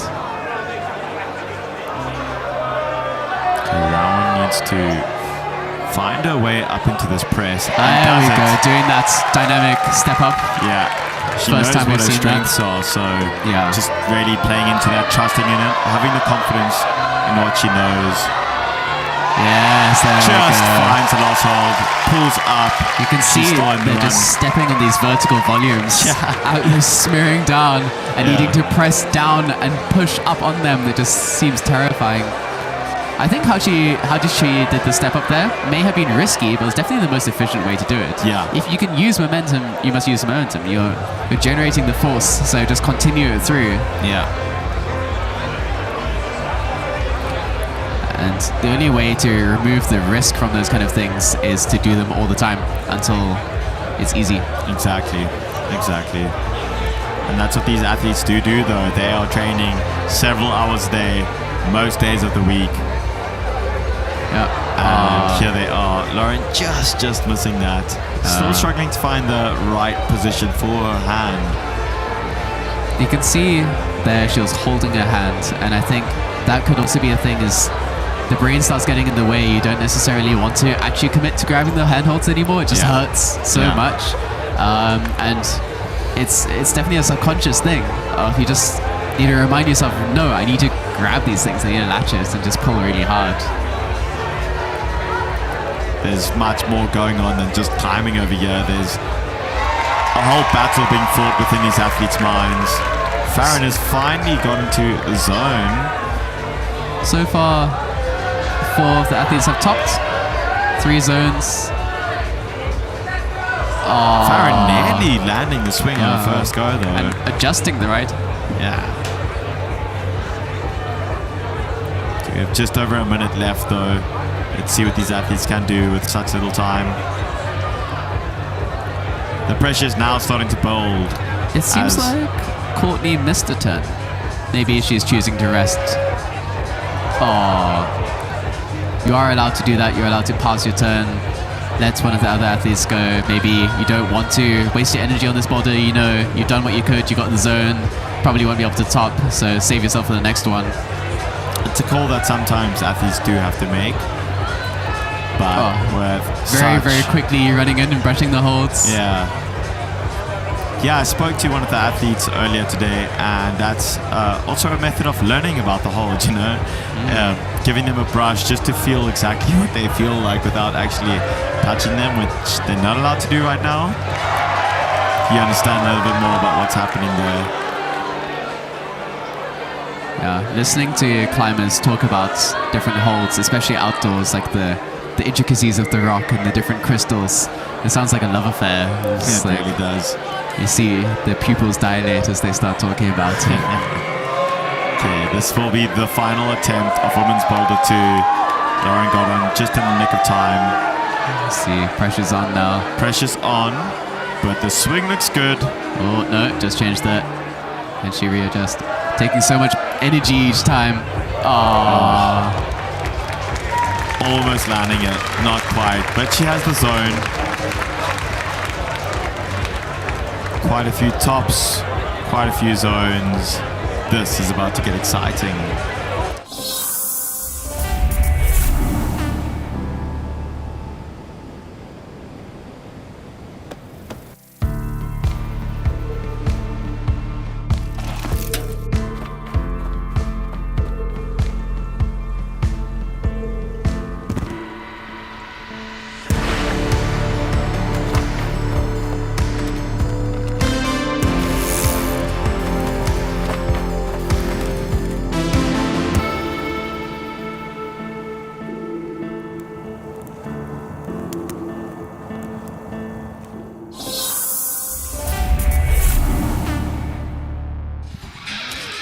Here we have an update of the women's scores. You can see that for women's boulder number 2, Kara Kondi, Ariana, Ilka, and Rowan all have tops.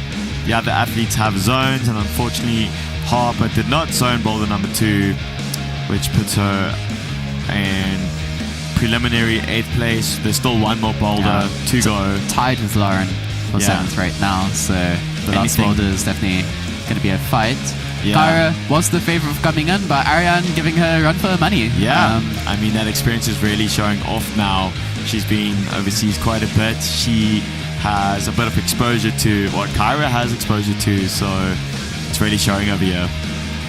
And still, Ilka around, still in the running for first place as well. All depends on the last boulder. If they top and Kyra doesn't, or a zone, then it'll be down to attempts if there's a zone versus a top. Anything could happen at this point, and that's why we have 3 boulders. Keep the excitement going. Next up, we have the men's boulder 2, which will be a really amazing boulder to see, I think. This one's exciting. One of the hardest, very physical. Here we have the preview. Men's boulder number 2, beautiful blue fibers. You can see they start with a bottom right hand and a top left hand. They have to have their left foot on those volumes down there to the left. They do a little bit of a swing with a pogo, land that right foot, and then they press up into this droopy looking weird blue shape over there. The intention over here is now, while they're pressing up, is to keep the tension and actually turn around and face the crowd and reach behind themselves with a high left to get to that small crimp, find that foot, and then swing around and catch the blue fiber with their right hand. So using the momentum from that swing to catch it. I think most of the athletes may struggle to find that. It'll be interesting to see how long it takes for one of them to find it. I think a lot of them are maybe going to try face towards the wall and bring left hand over, or right hand won't work at all. And then after the next section's pretty tough with a sneaky right foot that they're really going to have to desperately search for.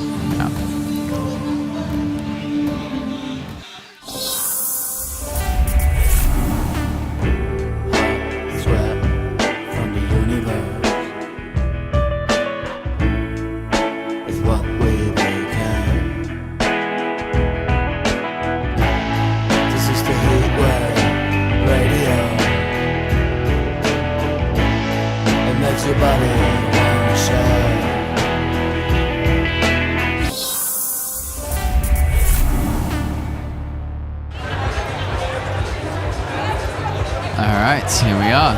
Men's 2 about to begin. And for that finish, 2 terrible crimps, and the worst part of that is this foot. I wonder if we'll be able to see it more close up later. Because on this corner, it's upside down, it's sloping, it's hidden, and then you have to jump from it. Here we see the pogo. It's like a pogo, like slight pogo step up and pressing in. The taller athletes are going to struggle here to get beneath and press up into that blue oblong shape. But Damien finds it. Damien compressing there rather than trying to press straight up, kind of squeezing from both sides. And you will see here, facing the wall, going right hand. And I think it's here so tempting to go right hand first, but now what? There we go. Realizing quickly. Oh, he's around it. There you go. This is the intended beta. Realizing quickly that the left hand's got to be there. Now a huge swing around. Oh, nice try there. Really good attempt. The zone hold is definitely good. I think they can catch that, and you'll have enough time to then plan to land the foot. You will need to land the foot. You can't just hold on to it. But getting to it is going to be a struggle. Calvin beautifully pressing up into it. Even though he is one of the taller athletes, here we can see some shoulder mobility really paying off. That looks dangerous. He does find the right foot though. Wow. Unloading out of that like a rose move. And there you go, you see, not landing that right foot. But very difficult to land the right foot because it's sloping downwards. Oh, here we have shirtless Ben. All the muscles out on display. He knows he's going to need to shed every ounce of weight for this next boulder. He's using his extra 20% of power, he's left in reserve. then went up with the right foot down already. Figuring out that he has to do this backwards. So tall, he has to dip underneath the... Yeah. And now he's having to push up with that right hand. Oh. But yeah, unwinding and going for that zone hold is really, really tough. I liked what Paarden did to Yeah. unwind out of that position. Gave him more space to him generate. Yeah. Also, this crimp that they're on is abysmal. It's blocked, so you only have half of what you wish you had, and even what you wish you had isn't that good. Yeah, no chance you can match on it. I think that's probably why they blocked it. The setters understand these athletes and know they'll try find a way to crimp their way through everything. There we go. Oh, still committing to this right hand, not finding the twist around yet. Really? A Houdini swap. Houdini swap. But that right foot is required to hold that zone over there. Extremely impressive. To do that hand swap on a foothold that small with And when he feet pulled that it bad. off, he pulled it off so smoothly. Houdini swap is where you completely take the one hand off and you put the other one on, where it's a hold that's so small, only one hand can be on at a time. Okay, here we have Jack. Can he continue flashing every single boulder? Let's see. What's he going to try to do now? Is he going to find the... There we go. Briefly considered the Houdini swap, but choosing rather to turn around. It's funny how everyone seems to go through the same thought process. Yeah, I mean, it's so tempting to just go out with your right hand. Oh, you see, kind of opening himself up, unloading that body position. Oh, too much hesitation there. Yeah. And hard to pull through that crimp. Yeah, You can see I mean, they're your not wrist able to... is rotated all weirdly over there. It's a bad crimp. You have to keep it while rotating your body all the way around 180 degrees to get up to that zone hold. And then you have to land the foot. And also notice he has some physio tape on his left arm, the one that's on the crimp. Normally the athletes will use that when they've maybe mildly sprained or strained a muscle in that part, and the tape is just helping compress it and keep it a little bit safer. So that could be also making him struggle to engage. Oh, Definitely a factor.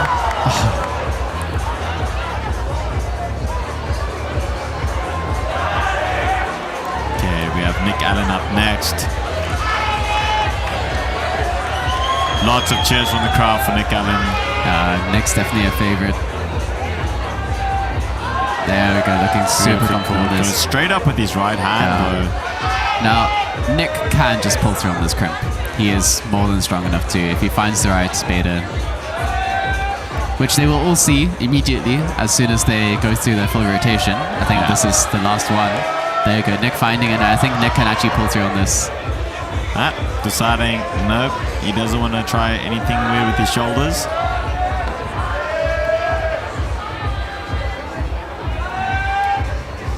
Oh, trying to compress and catch that. I mean, I think he could do it. Yeah. I think he could. That right hand's good enough if he generates just enough momentum to compress and get in there, which I'm sure he's capable of doing.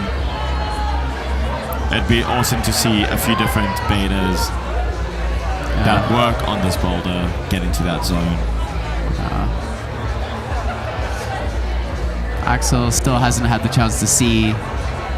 Well, actually, no, he has. But he still decided to... He was inspired by Nick, trying to find this compression beta. I think catching the right hand slightly too low. I think if he had his right hand higher, more in the deeper part of the hold, he could probably stick that.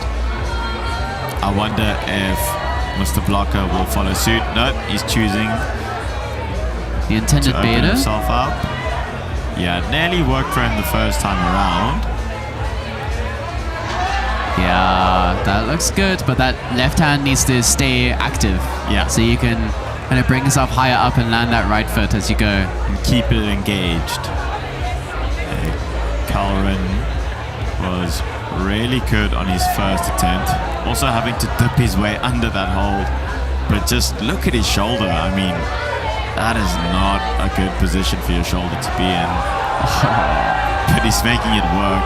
Slowing it down completely. There you go. Exactly what we said about Calren. But now he has to find this heinous right foot around.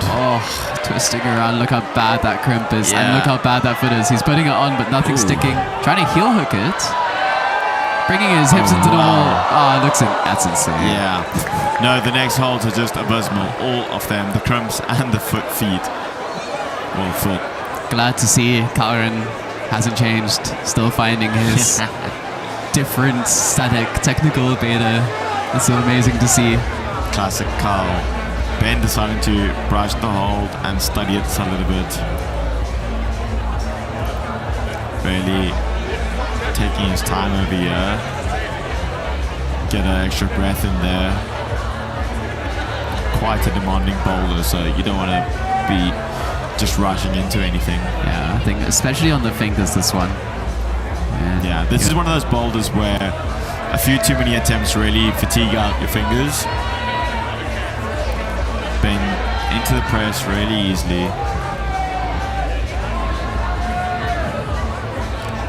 Yeah, we can see that heinous shoulder position.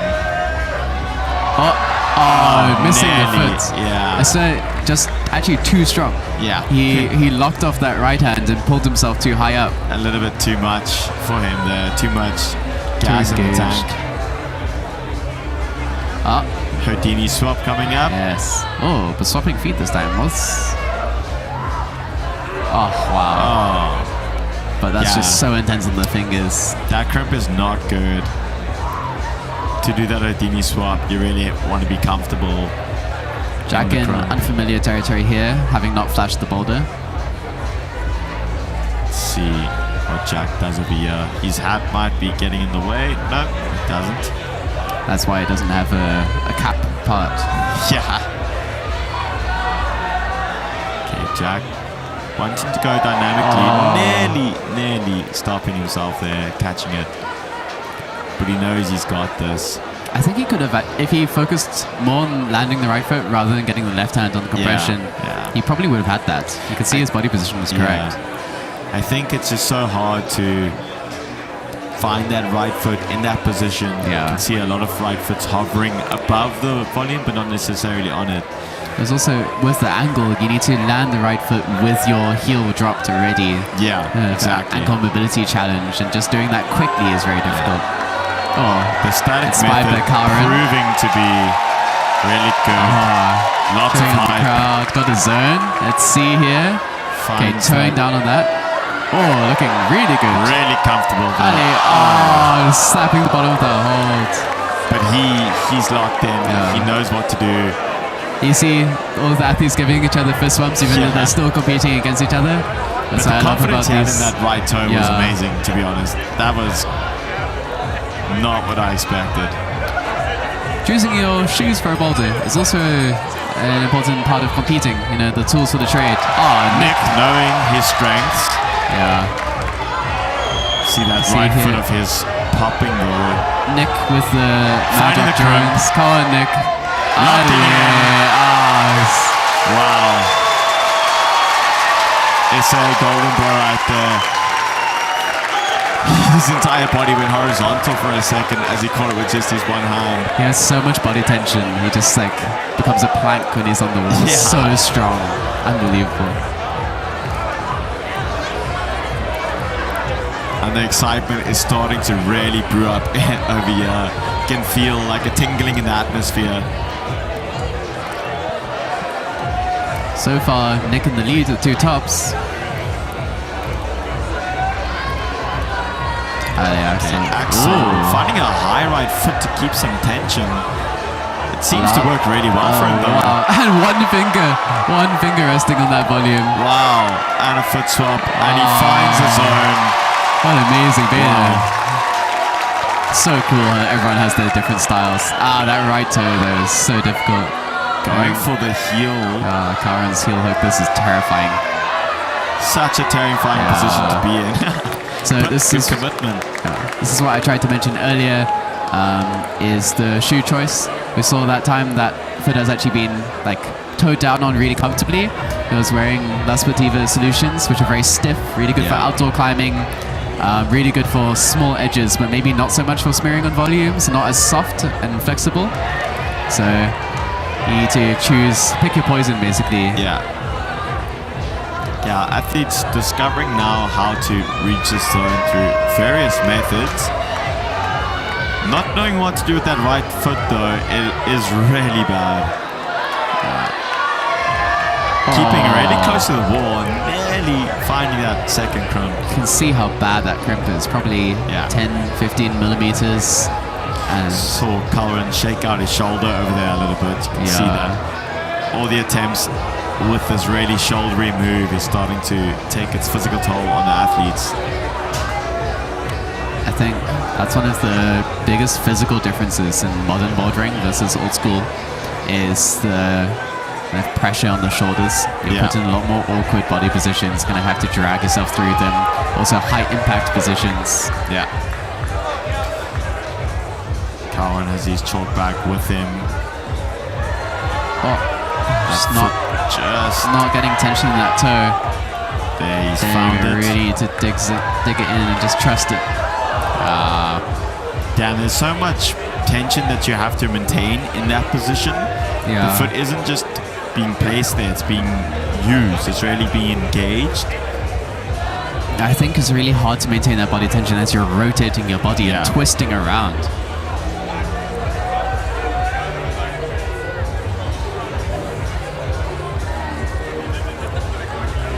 Ben's looking really and finding the right start toe. here. That is just a backbreaker of a Come on, there we go, landing that right foot. I think Ben will do well here if he can stick this foot. Yeah, really just engaging that foot. You can see it slipping. Going straight for the final. He trying to realized skip. it's a jug, so trying to skip going for that lower crimp. You can see he was trying to step down on that foot and move, and it was just wiggling and falling back each time. So impressive that the other athletes managed to actually stick it on.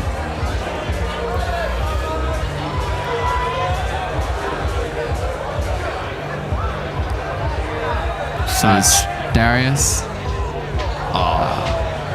Yeah.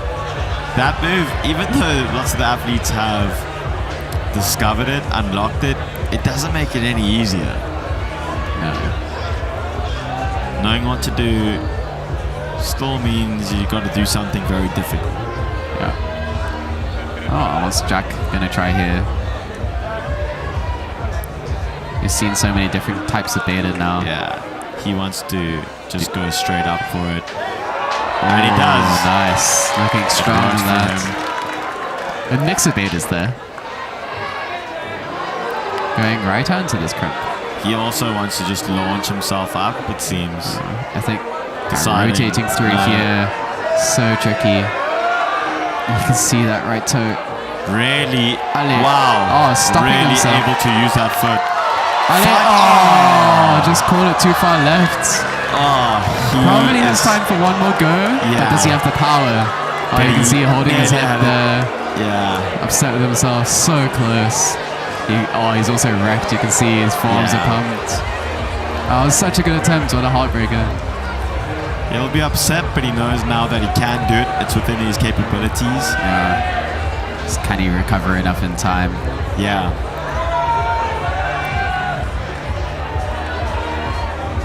Wow, that move is just so demanding. I'm sure the physios are holding their hands over their eyes whenever the athletes do that. Oh, See wow, how so well he confidently. sinks into that. Yeah. Oh, they're still popping off though. Just. But it's a jug coming up. Oh. Yeah, that foot popped as he went up for that last hold. That's the thing is, although you're going to a jug, although your hand position, I mean, they're awful crimps, but it's not bad. But the only place you can generate from is your feet. Yeah. And that foot is just Got to use that foot. so bad. What I'm loving to see though is when they can get into those two crimps with their hands, they're really sinking their hips down low and keeping their hips nice and close to the wall, which allows them to maintain that position. It's crazy to see. It's amazing. I also think by opening hips in that way, instead of just putting pressure down on the foothold, you're also squeezing between your legs, using those abductor muscles, and that Definitely clamping down a bit there. it means you actually get to pull and create more friction with your toes. Okay, Damien slowing it down. He knows he can do this. He's done it before. Now onto the heinous foot chip. Oh, you can see the foot's shaking. Can you There you trust can it? see those. Ah, and it pops off. Hip sinking, but the foot still pops. Just under 3 minutes left to go.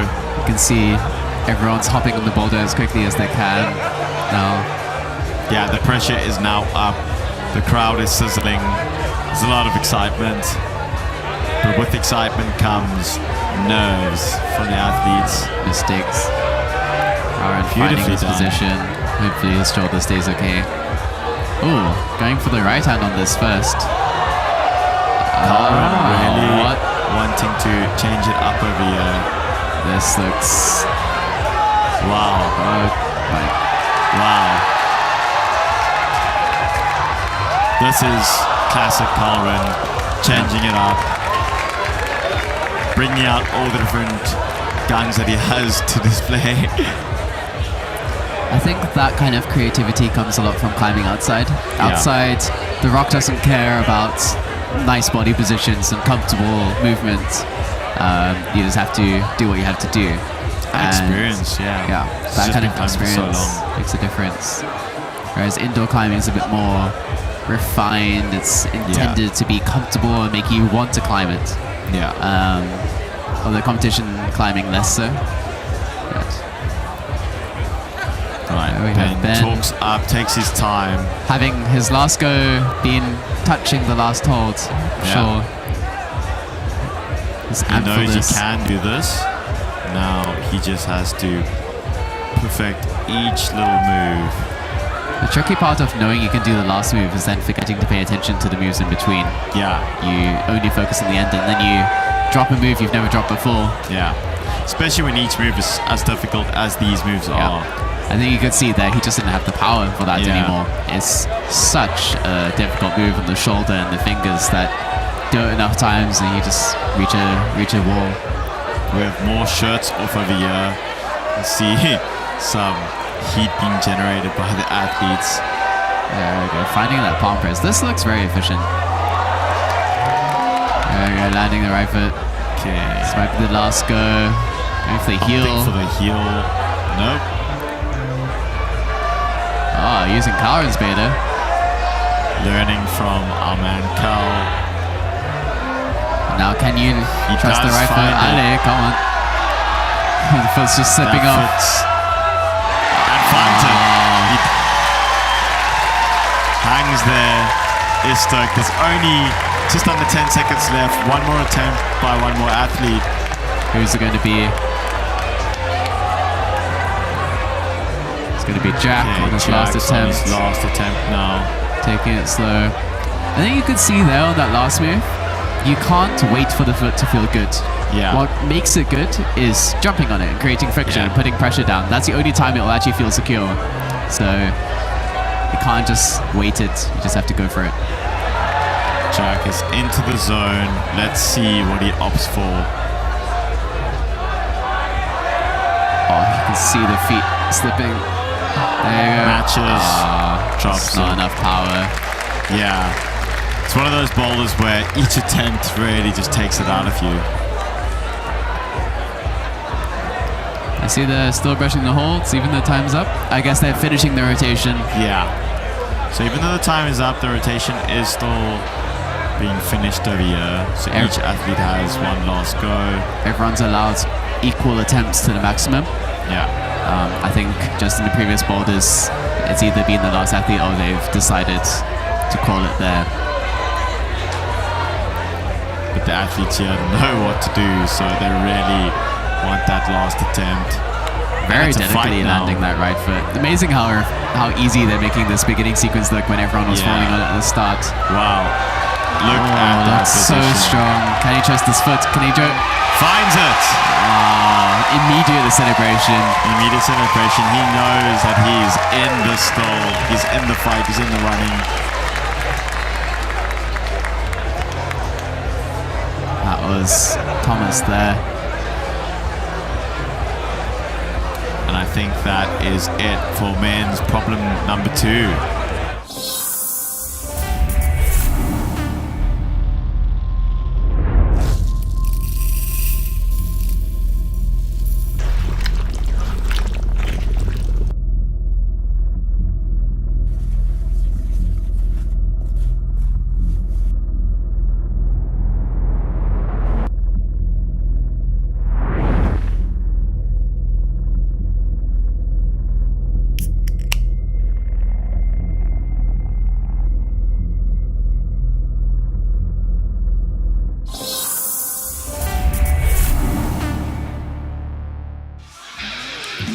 Here we have the men's scoreboard. Nick in the lead with the least attempts, 2 tops so far. Darius and Thomas, 2nd and 3rd. So Czechoslovakia representing itself here. Yeah. Jack and forth just behind them. Yeah, there's actually quite a decent spread here amongst the men. Yeah, all quite even. Which So- does mean that this third boulder is really important. You know, anything can happen over here. Technically, anyone could win here, really, depending on how it goes. With tops or zones. So there's a lot to look forward to in this last one. And the last boulder for the men is going to be quite a challenge. It's physical, it's demanding, and it's the end of the night.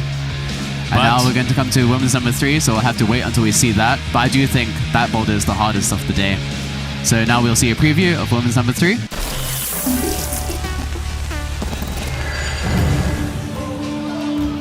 There it is. Sean, talk us through this. Here we have this black problem. Starting on these, it's a really awkward body position, needing to go right hand up to this pocket hold. You can fit maybe 2 to 3 fingers inside of it. I'm curious about the start. I think some people might fall off it if the nerves are getting to you. Starting awkward high foot, I think, with a right heel.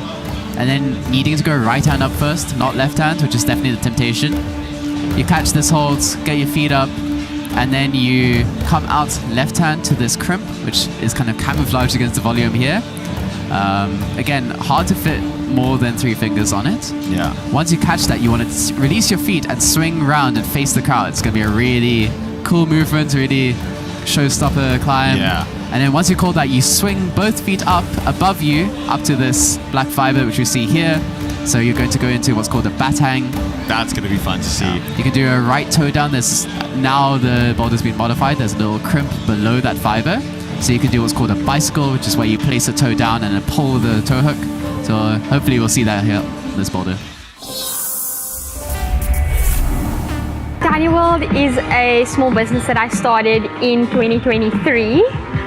We make tiny keyring creations of almost anything, but we started with making tiny climbing shoe keyring. If you want to check out some of our creations, you can go to our Instagram page and you can order from us there as well.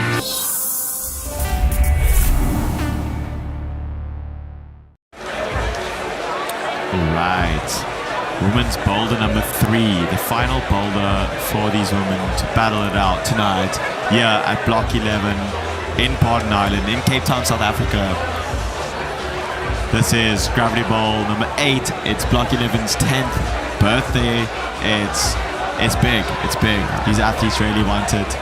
Many of them are in the running to see who's going to be crowned the victor of Gravity Bowl number 8. You can see with this boulder here, after that toe hook, you just swing around and grab the right handhold and come up and above. Hopefully it should be over by that point.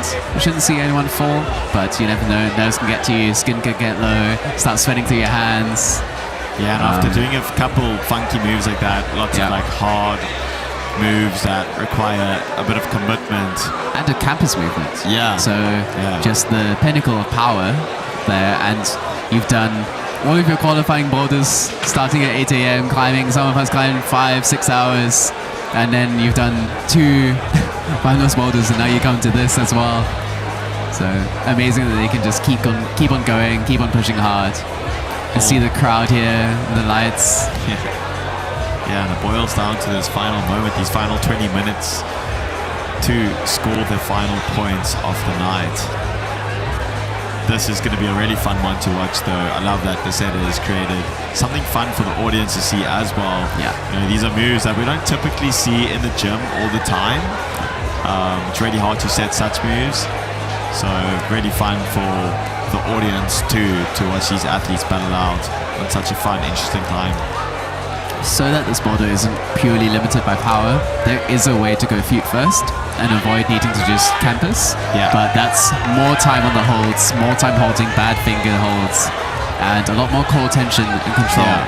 So you need to choose which one is worth more to you. I do think we're going to see quite a few different approaches over here. There we go, making that first move look easy, finding the correct body position. in this pocket hold. You see 3 fingers. There we go. There we go. Now trying to go for the feet first, Beta. Yeah, really needing to maintain tension over here. Nearly finding it though. Almost. Really good first attempt from Paarden. Now, Lauren's speciality as a climber is crimps. She is just insanely strong on small handholds. So I think these movements at the bottom of the boulder will heavily suit her. Those pockets and holding on those crimps and being powerful on them. She recently sent Weichai, which is a 7C plus boulder problem in Rocklands, which is an extremely crimpy boulder. Just a finger problem, really. Yeah. With a really bad heel.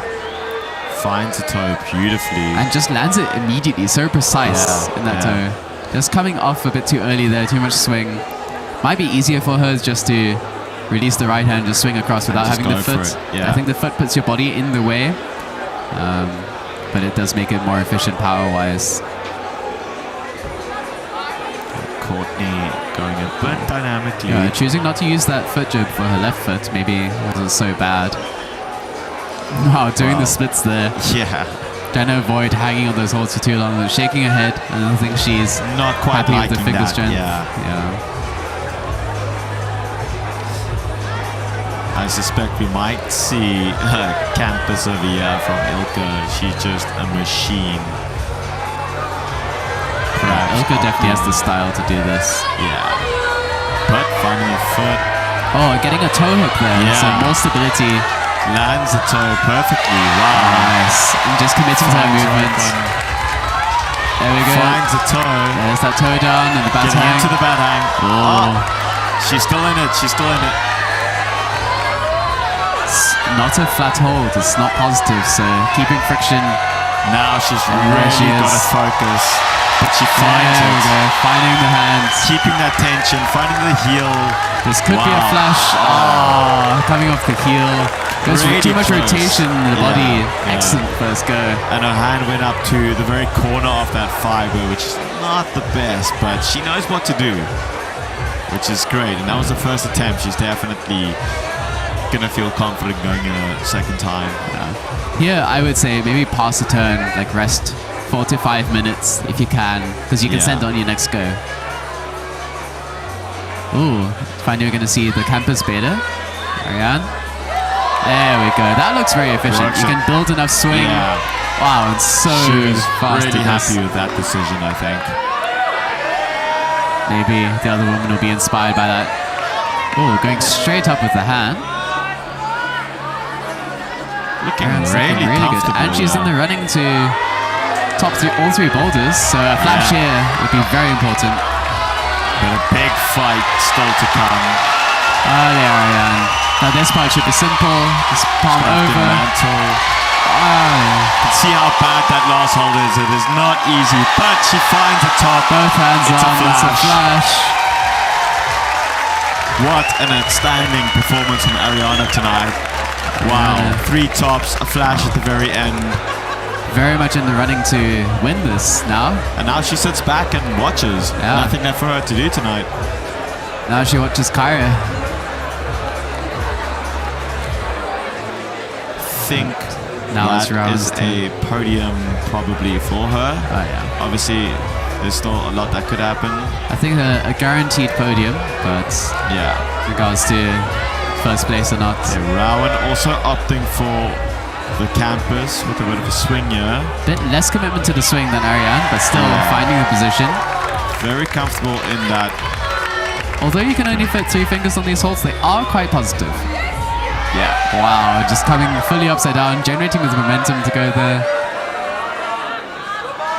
Keep, rather than getting both feet on, there we go. There we Finding go. the Finds batting. both feet. Scary to be upside down here, just trusting the friction in your feet. Yeah. Oh, shin strength Really, required. yeah, really engaging through the shins over there. Finds a left heel to maintain some Very tension. technical. On the good crimp. Feeling really solid. She's happy. Deep She's breath breathing. there. Big mantle move. There's still a bit of fight left.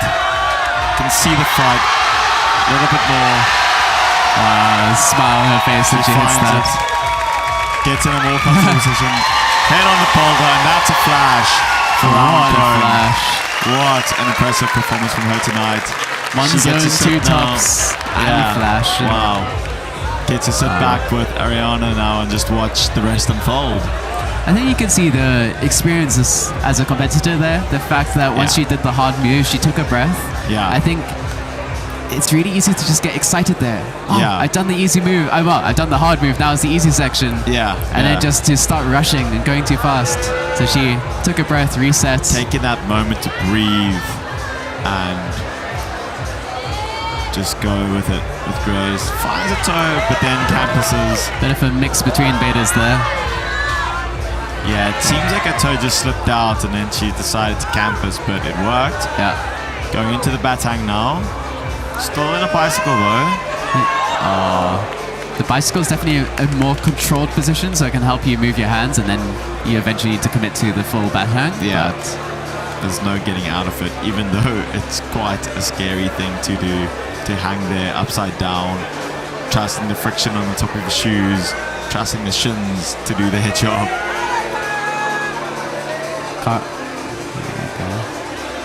Kyra on She this is now. incredibly strong, so able to just power straight through that. And yeah, Kyra also needs 3 tops to compete with Yeah, Ariana she's here. looking really solid though. Yeah, Also so finds a strong. left heel. So much She's up. control on these moves. Yeah, she knows she can do Getting this. herself over. Look at that position though, it is not easy. There you go. So happy, good Wow. smile. Wow. 3 tops from Kyra there. I Yeah. think perhaps less attempts overall, but we shall see at the end. It's going to be very exciting because it is going to boil down to attempts Yeah. and flashes. Really close fight tonight amongst the women and the men. Aaron here. Going for the foot Finds the there. foot. She using the wall to brace herself. Really well done there. Ooh, using Nice another to- intermediate foot to bring. Yeah. That was nice. Not needing to go with as much momentum. And that's what we love to see on boulders like this, you know, finding more and more feet, more ways to make it even more efficient. Can and see she's possible. not that confident in the toe hook here though. Seems like it's slipping out. Yeah, over here it's really important to engage those shins, you know, to get more friction out of it. Yeah. Oh. Still staying on the boulder. And I She think- didn't have to wait in line. I'm sure she would have hopped off by now, saved some Yeah, energy for the next yeah. go. So you just drag it out. You see her foot slipping off that. You can see how she's holding her hands up in front of her. Her forearms Yeah. are pumped. Feel like they're balloons. Spent quite a bit of time upside down over there. Lauren McIver is up, taking her time. I wonder if she'll just commit straight for the campus here. Yeah, now she's seen that it works. Oh, Siding, maybe realizing the swing is a bit scary. slowing it down a little bit. The swing is definitely a more risky movement, but Yeah. now I think coming out of this position is tricky. You have to do what Ilka did and just commit and go Yeah. out. Or not. Using a little intermediate here. Just look at the biceps on that lady. Wow. Okay. Fight. Oh. She Yeah, hit this that right Tony's toe. getting a bit deeper. There we There go. we go. That looks good. Oh, Wow. using her other foot to put more weight on the left toe hook. Yeah. It's Such looking good. delicate movement required over here. Just hanging on that sloper, on that edge. Big fight. So she's getting more and more tired as she Yeah. hangs there. You can see she falls over there, but she still has more attempts coming Oh. up. There's 10 minutes left. All that is there is fatigue. Yeah. I think choosing that beta with the foot up and kind of hesitating there, you just lose so much power. you can start seeing people start desperately hoping to put a foot somewhere, grab something, going back and forth. It's just exhaustion. Ilka's really gonna want a top here to land herself. Ilka just Potential popping podium. through to that. Beautifully done. Those strokes look good. You can see how high her heels are. Yeah. Definitely strong.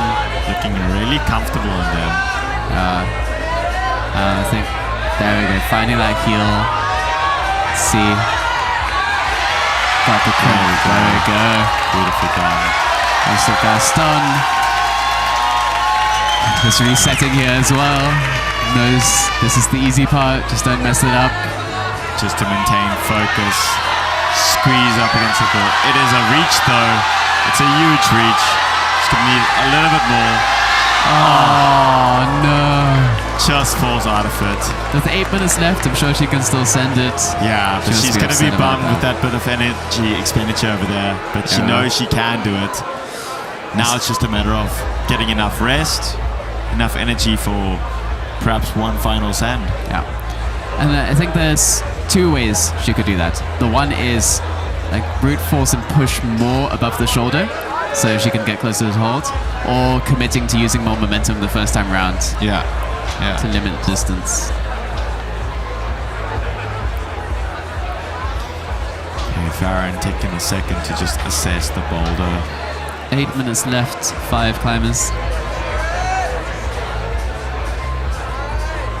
This is the last boulder of the night for the women, so just commit absolutely everything to it.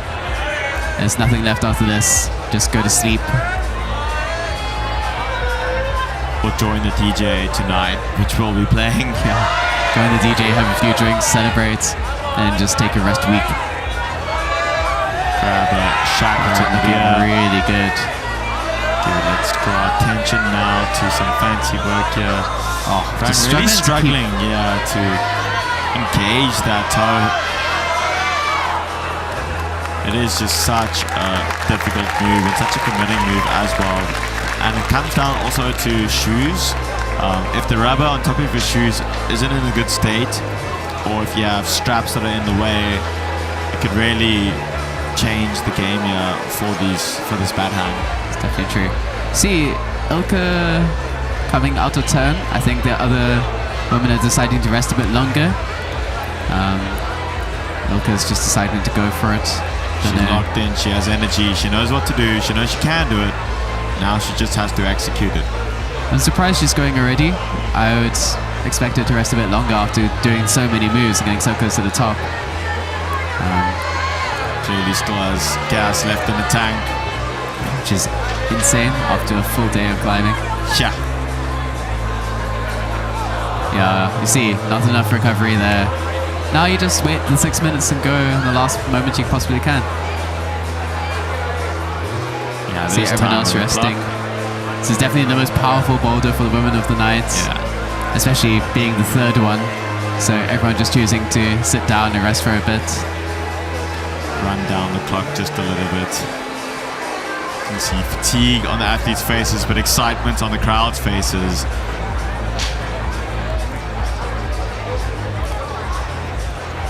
Ilka taking off her shoes, settling in for a long rest now. A mixture of smiles and fatigue. A little bit of worry in some of the athletes' faces over there. Curiosity. I guess it's really hard for them to tell the positions just because it's been such a close fight for the ladies tonight.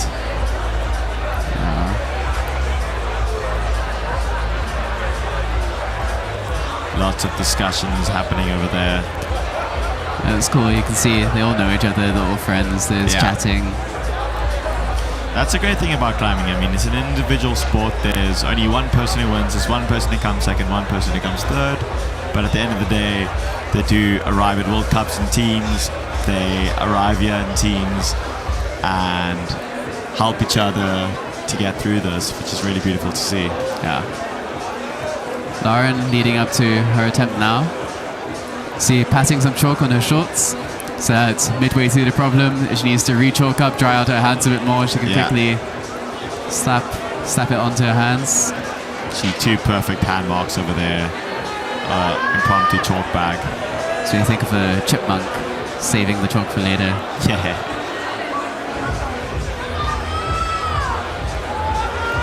Let's see. Does Lauren commit to the foot? She does. She needs to do the sequence quickly to save energy. Oh, you can see everyone's exhausted. Holding her fingers there. She's saying, nah. Shaking her hands, I think. She's realized. She's put in a good fight. Yeah. Yeah, we see Ilka going again. Come on, Steering for Ilka. She knows she can do this. Even though there's 4 minutes, I would say this is her last attempt, power-wise. She's got to get everything she has. Does she have the fight? Maybe just- that attempt doesn't count for her. Come on, Ilka. It's amazing how quickly these moves, which seemed easy at the start, can feel impossible when you're tired. Yeah, I mean, a boulder at this level, at this caliber, very quickly becomes impossible with just a little bit too much fatigue. And these feet first sequences are everything. It's your core, it's your back, it's your glutes, it's your arms, it's your fingers. So much engagement required. Farron really working that first sequence with such ease. Farron is really efficient on this. Seems to find these toe hooks. I know a few people who train their toe hooks upside down on the pull-up bar, slowly hanging there longer and longer, bring their feet further out. Yeah. Perhaps something for Farron to take away from this competition. Do some bat hangs. Yeah, at this level, there's really such weird little things that athletes have to train, such as their ankles and their shins, to be able to pull off moves like this. The longer you climb, the more things you have to train to get better at it. Alright, looks like Ilka's going to give it another go. Still with 2.5 minutes left. There's no need to go now, but she's psyched. Of a nod over there. A nod of confidence. She knows she can do this. She knows she has gas left in the tank. Okay. It's good to brush holds sometimes just for the sake of forcing yourself to rest a bit. Yeah. Like, you're so obsessed about this boulder, you need to be involved in it, you need to be there, touching it, brushing it. But it can force you to rest the necessary amount of time. I think she realizes she has 1 go left, so make it perfect. Very wise to take her time here and brush that toe. I'm surprised it hasn't been brushed more. I mean, there's not a lot of chalk on there, but any sliver of rubber, chalk can, get in the way of the friction between you and that. Not a great hold. So, let's see. Also, getting some chalk onto her pants over there. Saving it for later. 1 minute, 30 seconds left. Let's see if she's recovered enough. She's been falling in the sequence here, getting the toe on. Lots of focus required. Oh, you can see, no, done. End of the night, no power. Well done to everyone. Really great effort from her. Extremely well climbed. She's saying, no, she's had enough. It's been a long day. She's fought hard. Obviously, competition format doesn't make it easy to think this way, but she did make it to the last move after the climb. Yeah. I'd be extremely proud of that progress, doing that well on it. I think in normal climbing, it's really important to give yourself those smaller rewards for progress you've made. Yeah, and just for the, the mental health of knowing that you've done well, even if the results don't quite reflect it, you made it to the last move of the final problem. You know how difficult the problem was. It's really important. We have 30 seconds left. I'm not sure if we're going to see another attempt from any of the athletes. That was the last attempt. And that seems like the end of the women's climbing tonight. So, Kyra and Ariane with 3 tops each in the running for first place. Round with 2 and the flash right at the end. Yeah. Really excited to see. After men's boulder 3, we shall see the results. They'll tally all up. Nothing's final up until this point, until it's actually some queries might be made. Called out. Exactly. We'll have to wait and see what Emily has to tell us.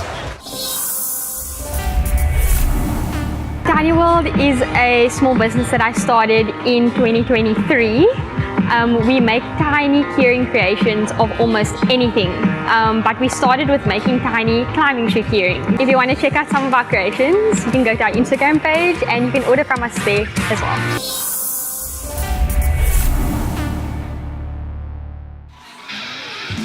Right, and this is the latest scoreboard of the women's, the final scores for tonight.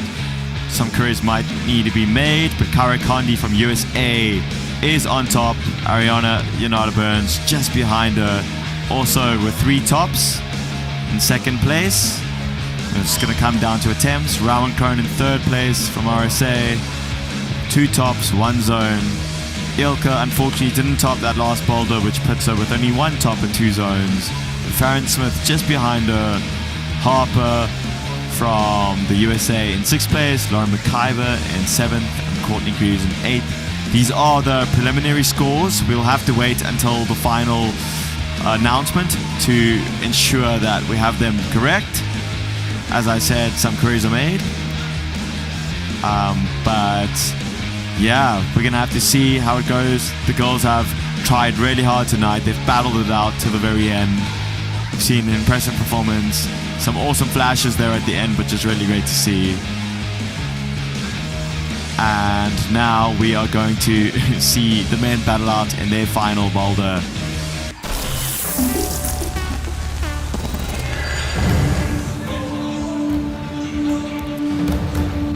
Men's boulder number 3. This is an interesting boulder.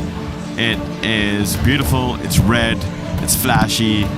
They're gonna have to start in these 2 red holes here on that black volume and jump up into an iron cross. Massive shoulder move, lots of power required. Find the foot. Terrible footholds. Yeah. And handholds. Then they're gonna have to find the foot on the volume, find the undercling, and unwind into this red fiber over here.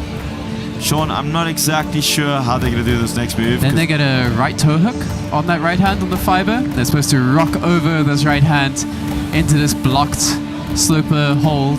Yeah. Come out left hand to the side pull, bring the feet across. Then I think bump the left hand up again, this sloper. Bring the right hand underneath to this crimp, get the feet, then jump out to the last hold. Yeah, and to get that last hold, they have that far left foot over there. It's going to be a fight. It's going to be a massive fight. Really powerful. Not much power left. Let's see what happens.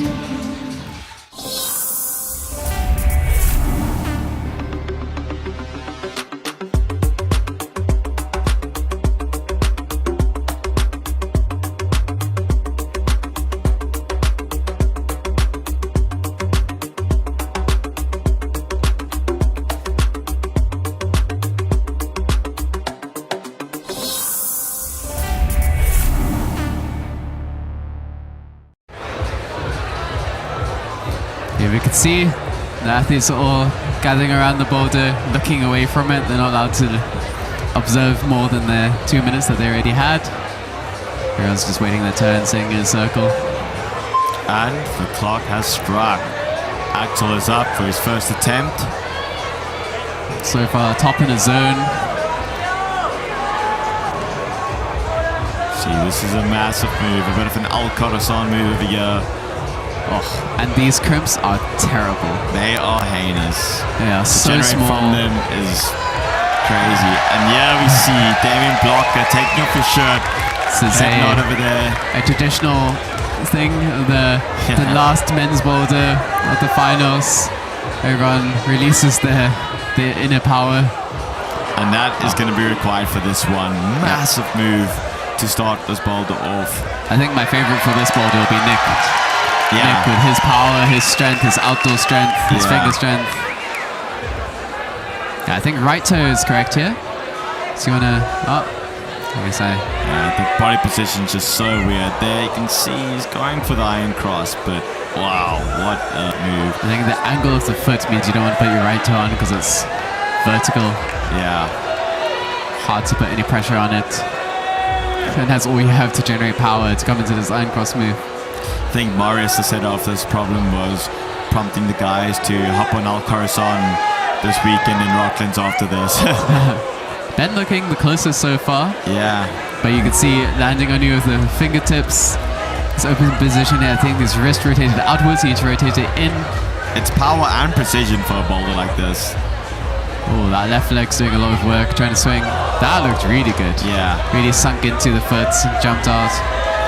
But you really got to engage those shoulders to hold that once you hit that right crimp. Yeah. I would say this is the hardest boulder of the night. For sure. Regardless of it being the third Yeah. finals boulder. So, we'll see how it goes. Jack choosing to put the left foot on. Yeah, I think where the foot is relative to the Jack, actually looking really good Yeah. over there on his first one, but you can see he doesn't have much energy in him. Especially after the last boulder being Yeah. as crimpy as it was. I feel like this is one of those ones where you hope for one top. Yeah. You know, you're fighting for that one person to break through and get the top. But here also, with the scores as tight as they are, a zone means a lot. Oh wow, just choosing to fully just campus through on it. He looks so powerful and strong over there. Finding that right toe hook. Ooh, going left hand first. Yeah. Oh, looking so secure on this. Wow. So much power from Czech. What are they feeding their guys in Czech? On this left hand pinch, you can see it's tricky to maintain friction on this and move on it. Trying to figure out what to do with his feet over here. It's a really far There's left swing foot. outs. Oh god. Reads it perfectly, that move at least. Final move, and that's a flash. Wow. What a flash. The roof is kiss out to the blowing off here in crowd. Bloc. The crowd's going crazy. A flash on the final boulder. Most difficult boulder of the night. Wow. Darius Nanji. Okay, so now we have to ask some serious questions of you. What are they feeding this kid? He's younger than the rest. Well, I think he might be the same age as Axel, but just look at the guns on this guy. Here we have Nick going for the campus move. Beautifully done. I was excited to see Nick on this. Yeah, this So is strong. This is his bread and butter. But losing just the sits up tension. there, yeah, Not enough focus. shows you just how hard it is. And now, There we go. The shirt has come off. Yeah, I feel like a boulder like this just needs to be done shirtless. these extra grams would be a difference maker. Every gram counts. It looks like the athletes have discovered that the campus is more effective. That foot's just, not really giving them anything, distracting them from their goal. Let's see. Cowan nearly finds it. Just needs so much explosivity Yeah. to get that height. Yeah. You need to land between the shoulders. You can't catch that hold where you're so far away. It's too bad. I think Ben has probably got this move from this go. I think so too.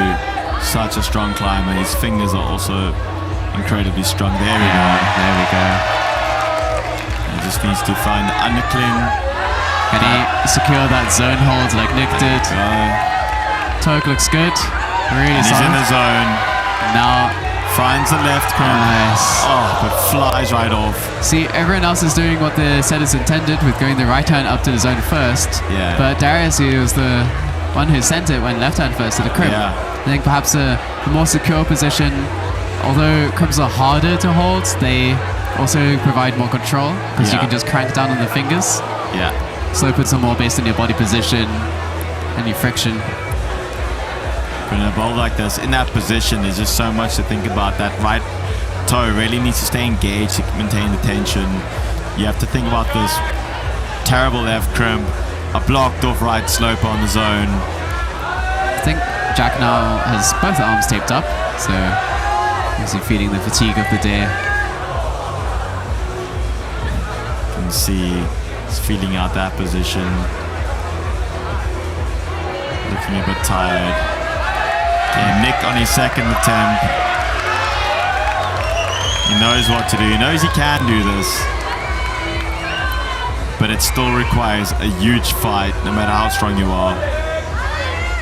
Just need to keep the focus and keep the tension.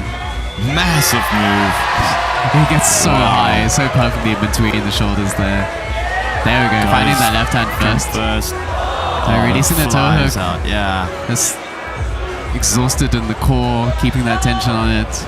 There's just so much to do over there. I think again with this boulder you want to take very long rests. Yeah. Axel's creeping ever so closer and closer each attempt to sticking that move.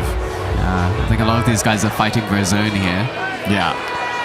Yeah, just perhaps tight. why they're going right hand up first rather than going for that left hand.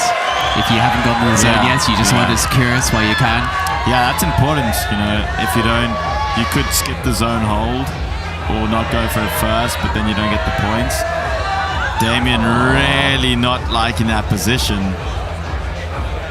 You can see he tried to rotate his right hip down and left.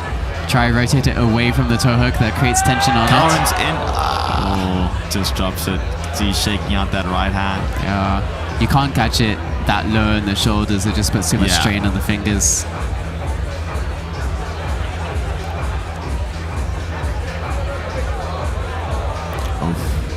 You can see everyone's tired. Yeah, each attempt just takes more and more out of you. Less gas in the tank to get through this battle over here. So lots of time on the clock though. Okay, Jack catching that really well. Oh, you can see tired in the shoulder, not able to come high up into it. Yeah. I mean, that second move already just to come into the undercling requires so much. And then you have to sustain that for quite a few moves more to make it to the top. Darius's flash looking more and more impressive the longer this goes on for. Yeah. And we know just how strong Nick is. Oh, Nick just immediately placing that toe hook so well. Come on, keep tension here. He shifted. Okay. Ooh. There we go. There we go. He's figuring out what works for him. Nick on slope is so good. You just engage that thumb. You can see it wiggling. Finds the undercling. Dynamically catching it. There we go. Nick with the top. And that's the top from Nick Allen. Give us a put up. Give us a one arm. He is stoked. Wow. Didn't plant that left foot when getting that undercutting. Just pure strength and control. Went straight forward, just tugged on it. Insane. I was afraid for the wall. It seemed as if he might just tear the whole place down.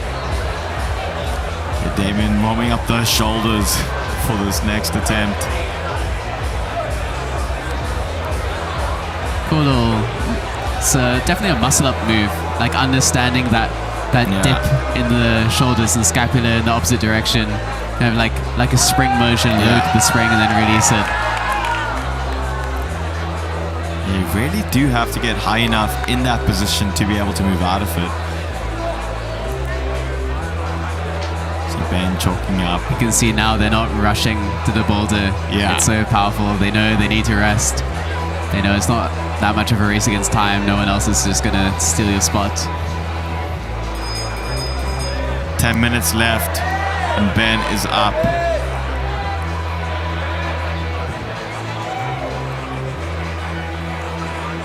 Final breaths. It's not quite enough power.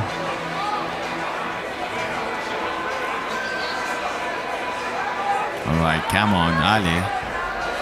There we are. Finds the move, finds the undercling. After getting that right hand, they just pulled themselves up into that 90-degree lock-off position to control it. So much strength required. It's into the zone though. He's got the zone. Finds the crimp. Drops the crimp, but that is a zone for him. There's a zone. Jack's really gonna have to fight over here to get his spot on the podium. You have to remember that these guys, a lot of them competed just last weekend.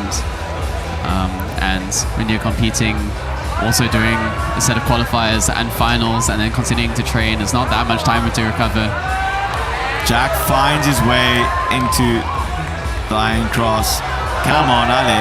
Feet slipping. Slips the foot, but he's fighting. He knows he needs a zone.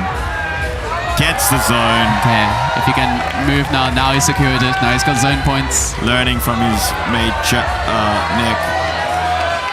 Up into the slope. Oh, just coming too far out. Popping up.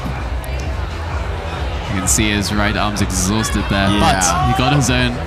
It's extra points in the bag. It's really going to be such a close fight.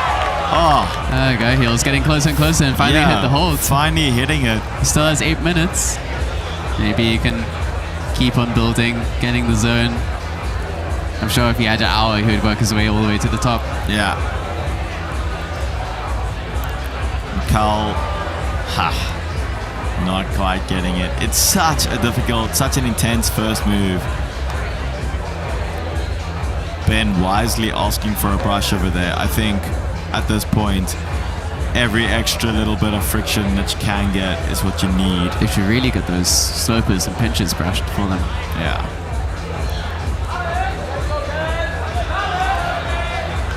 Ben Lowe coming in from Krach. Let's see what he can do for us today. Gets the iron cross, finds the foot.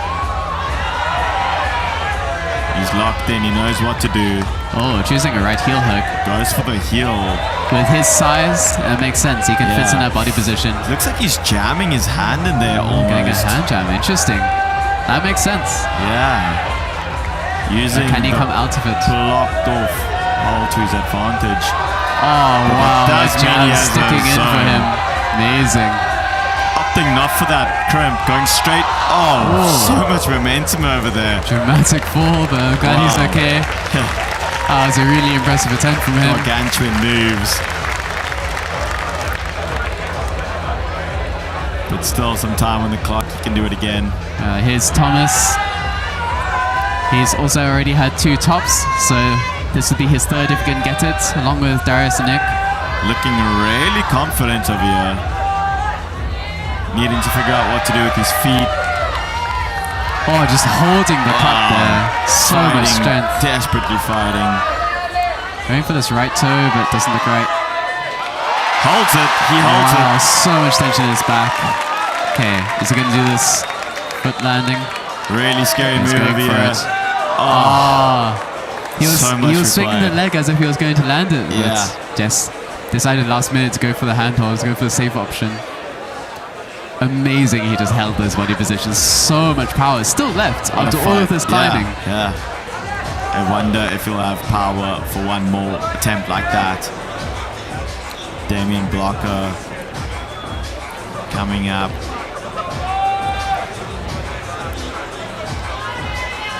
Gets the iron cross, finds the foot, finds the undercling. Come on. Amazing how they can still learn a movement like this, which seems like it's just power, but there's obviously technique behind it. Check out that drop knee toe hook situation happening there to maintain tension. But he got the zone. Wow. He did get the zone. That right hand, I think just holding that pinch, so much strength required for that. It's just amazing to see how these athletes are still battling out at the very end of a night. Oh, Karen staring at his fingers as he comes off. You can tell they're exhausted, probably thin skin. Now everyone's sitting around needing to rest. We're discussing what they could do. Just under 5 minutes left. A couple more attempts. I'm sure they want to rest until the last minute, but there is this problem that there's still a few who want to try. Yeah. So you might rest until the last minute and then 2 other people decide to go before you. And It's suddenly, likely what they're discussing down there. It's like they all want to rest, but they need to strategically decide, okay, it's time for you to climb, dude. And Karen going straight back on. He's psyched, he's ready. He's going for it. Oh, let's try.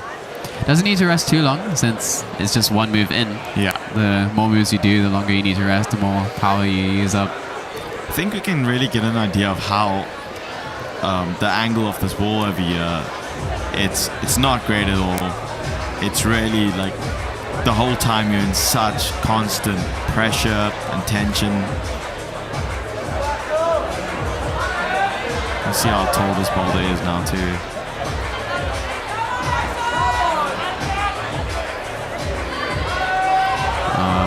Axel not quite dipping in the opposite direction. He kind of actually locked a bit too high on the left arm. You need to, when you dip, when you move away from the hold, it needs to be exactly away, like as if you're drawing a straight line down. The exact opposite direction, giving you enough to shoot through. Jack's taking his time. One last big fight probably for him tonight. Yeah, this is likely everyone's last attempt on the boulder.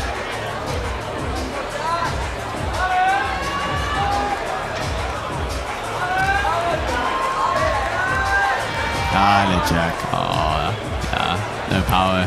You know it's bad when they start just hanging their arms out in front of them and flopping around. It's just flopping exhausted. hands, tape on his forearms. It's a broken He's man. fought hard tonight. He's still chalking up though. He wants to go more. He's extremely competitive. Here's Thomas. Oh, even he's out of power now as well. I feel like Thomas could send if he rests until the last minute. It's the closest so far. With the people left. And Jack is already back up. He knows that he needs to do something here if he wants to get on the podium. Just slapping his shoulder. But Thomas is in. Amazing the perseverance to keep on going. Huge fight coming from Thomas here. Huge fight. Cutting a see left heel once there. Massive move. Wow, Ale, this would be insane to send it this late. Oh no. Nearly lands that Trying to move. land his left palm on the wall. Such a good attempt. But he's picking up his chalk bag. He wants more. To do that after falling on the first move, you know, you see that and it seems like a sign that it's over, the power's gone, and then to just keep on going, and you can see how efficiently he was moving. He's moving fast. Don't let your body realize how tired you are. Yeah. Between obsession and perseverance, Jack is going for one last attempt. Oh, he's just too tired. Still making, like, he made progress. He hit the move now. Yeah. Amazing. He's dipping into the absolute last reserves. These guys are going to be so sore tomorrow. Axel's had a decent rest now. See if he's got enough power to hit this move. Maybe he can get zone. Not quite. He shakes his head. Carl also wants more. The boys are hungry. I want to see Carl do the higher up sequence. I bet he would find some strange, unorthodox beta to do it. Ben Lowe took a strategically long break over there. I think we might see something incredible here. I remember last year in Nationals, he had a real, and during Gravity Ball, he had a real buzzer beater moment. Yeah. Right at the end. Just getting his hand jam again, you can see, finding that position. I love this beta from him with the right heel as opposed to the toe as well. Oh. Slips out. Oh, good enough jam to stay. Oh, Jack being a really good sport there. Letting Thomas have the last go. I think Jack's realized he doesn't have enough power. Alright, last go of the night. He's looking Let's strong. go, Thomas. Looking hungry. Does he have what it takes? So efficient through this. Now here's the super physical move. Takes the cut. The crowd is going crazy. Giving him the energy he might need. Finds the underking. Holding on with everything he's got. He needs to remember. What an insane makes the top. Buzzer beater. Wow. What an insane performance. The last second, the last attempt of the night. Wow. The foot slip after landing on the wall and getting the hold. Having to match it. That was incredible. That's what moments like these are made for. Wow. This guy's a superhero. He's just pushing through. Incredible. Just psych alone. That was amazing. That means 3 men with 3 tops. It's going to come down to attempts. I need to watch more climbing in the Czech Republic now. I've been inspired. Jack feeding off energy from the crowd. Can he get one last burn here? Come on, Jack. Ale. Oh, Jack. He's fighting, he's fighting. Come on. Everyone needs to scream for him. The crowd is going wild. He finds a toe, come on. If you're at home, scream for him. They'll send him power. Allez, Jack. And the foot crowd. sequence. Amazing. sigh from the Amazing. He crowd. went. Everyone has their last attempt. Damien says no, he's had enough. Wow, There what we an go. amazing fight tonight. That's our finals. Excellent spread across the board from everyone. Yeah. Well done. I'm so surprised that we saw 3 tops now on this last boulder. Extremely physical right at the very end. And What an impressive performance from these athletes. on the complete two sides of the spectrum, Darius with the flash, which is unbelievably impressive after seeing all of this. But then on the flip side, Thomas, after having done so many attempts and still managing to top the boulder. 20 minutes later, and a buzzer beater moment. Amazing.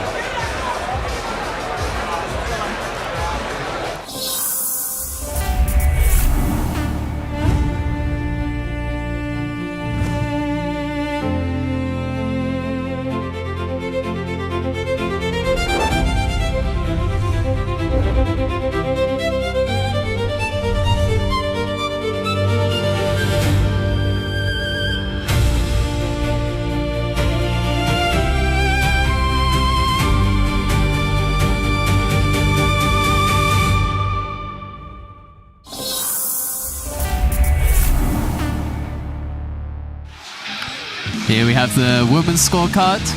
Kara Kondi on top over here. These aren't final yet. The absolute final results come when they're called out for their prizes at the end. But things can always change. But for now, Kara Kondi on top, Ariane in second. All of them with all 3 tops. Absolutely amazing climbing. Ran looks like quite secured in 3rd place. The 2 tops, 1 zone. Yeah. Guaranteed over there. Ilka unfortunately just missing the podium, but really great effort from her. And really great effort from all the athletes. Everyone got points on the board tonight. Yeah, a good split, a good round. Also, I like how the bottom 3 all got 2 zones, but all in different borders. Yeah, and this is what the setters were telling us before the competition is. This is exactly what they want. They want someone with 2 or 3 tops. They want someone with 1 or 2 zones. And here we have it, a perfect spread. But really also, well said. But also not all being the same borders either.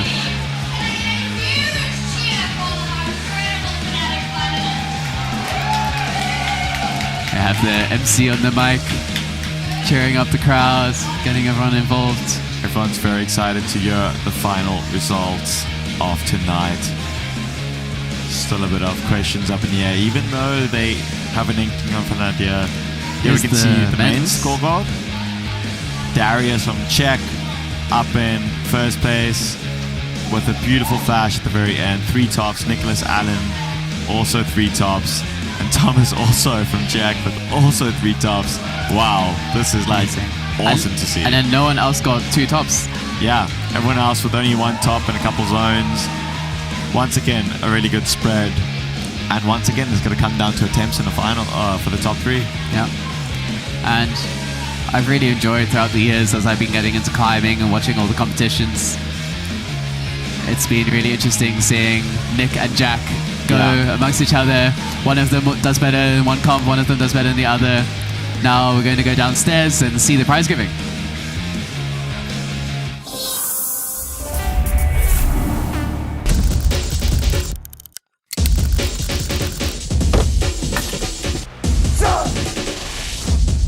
Come on.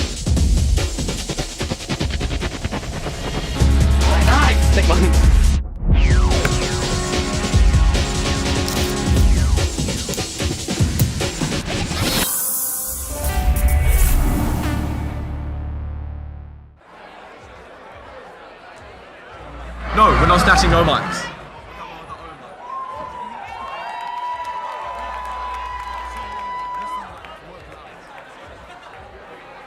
Is on, and that'll be way better. Yay, everyone can hear me. Welcome to our 2026 Gravity Bowl prize giving for our Fanatic finalists. Woo!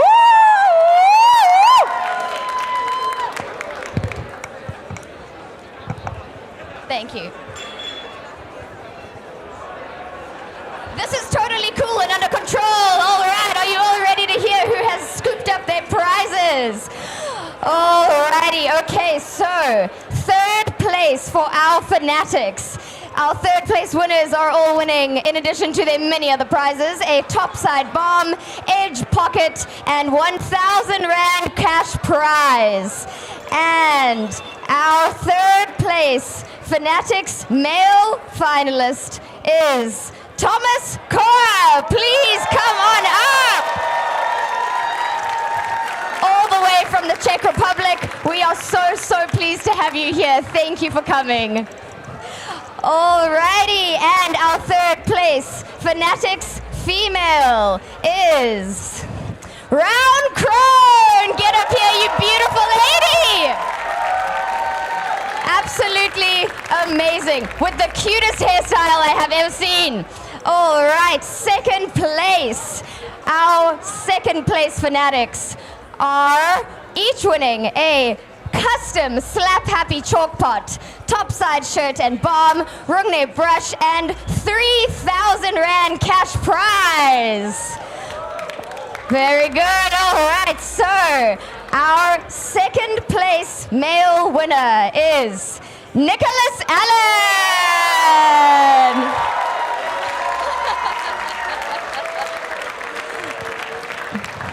It's been incredible to see this young man grow up and again just expand more and more each year in the shoulders. What an incredible young climber. All right, and our second place fanatics female winner, Ariana Yanata Burns.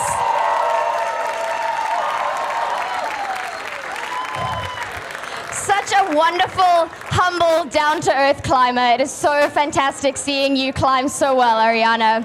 And first place, oh my gosh, guys, it's happening. Alrighty, so our first place fanatics winners are each getting a Rungna brush and hand bomb, topside shirt and bomb, custom Slap Happy chalk pot, scallywag little crimp, and 5,000 Rand cash prize. Alrighty, and our first place fanatics male finalist is Darius Naimji.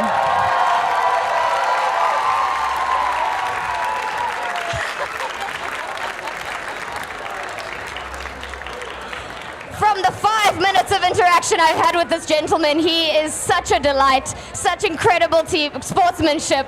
And look at that beautiful little baboon you get to take home with you, if customs allows it. All right, and our first place fanatics female.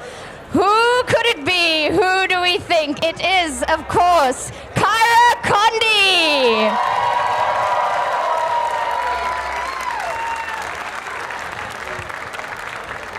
Such an honor to have you here, Kyra. Thank you so much for joining us today. And can we get the biggest round of applause and cheer for our fanatics winners for Gravity Ball 2026? Woo! Happy birthday, Bloc 11, 10 years, and this is just exactly what we do. Thank you so much for being here, and now let us go forth and party! Woo! And after that, everyone's here for the after party, not quite yet. Information. So X, where you been? Why haven't you been climbing? I mean, I don't know, man. I mean, Nick Allen told me not to compete because, you know, he wanted to make top 8. So I was like, okay, I got you, man. So honestly, I've been watching, and just chilling with the peeps. They're so psyched. My God. Yeah, the vibe here today has been fantastic. I just want to give a big shout out to everyone who came out and supported. Couldn't have happened without you. Thank you to all of the climbers.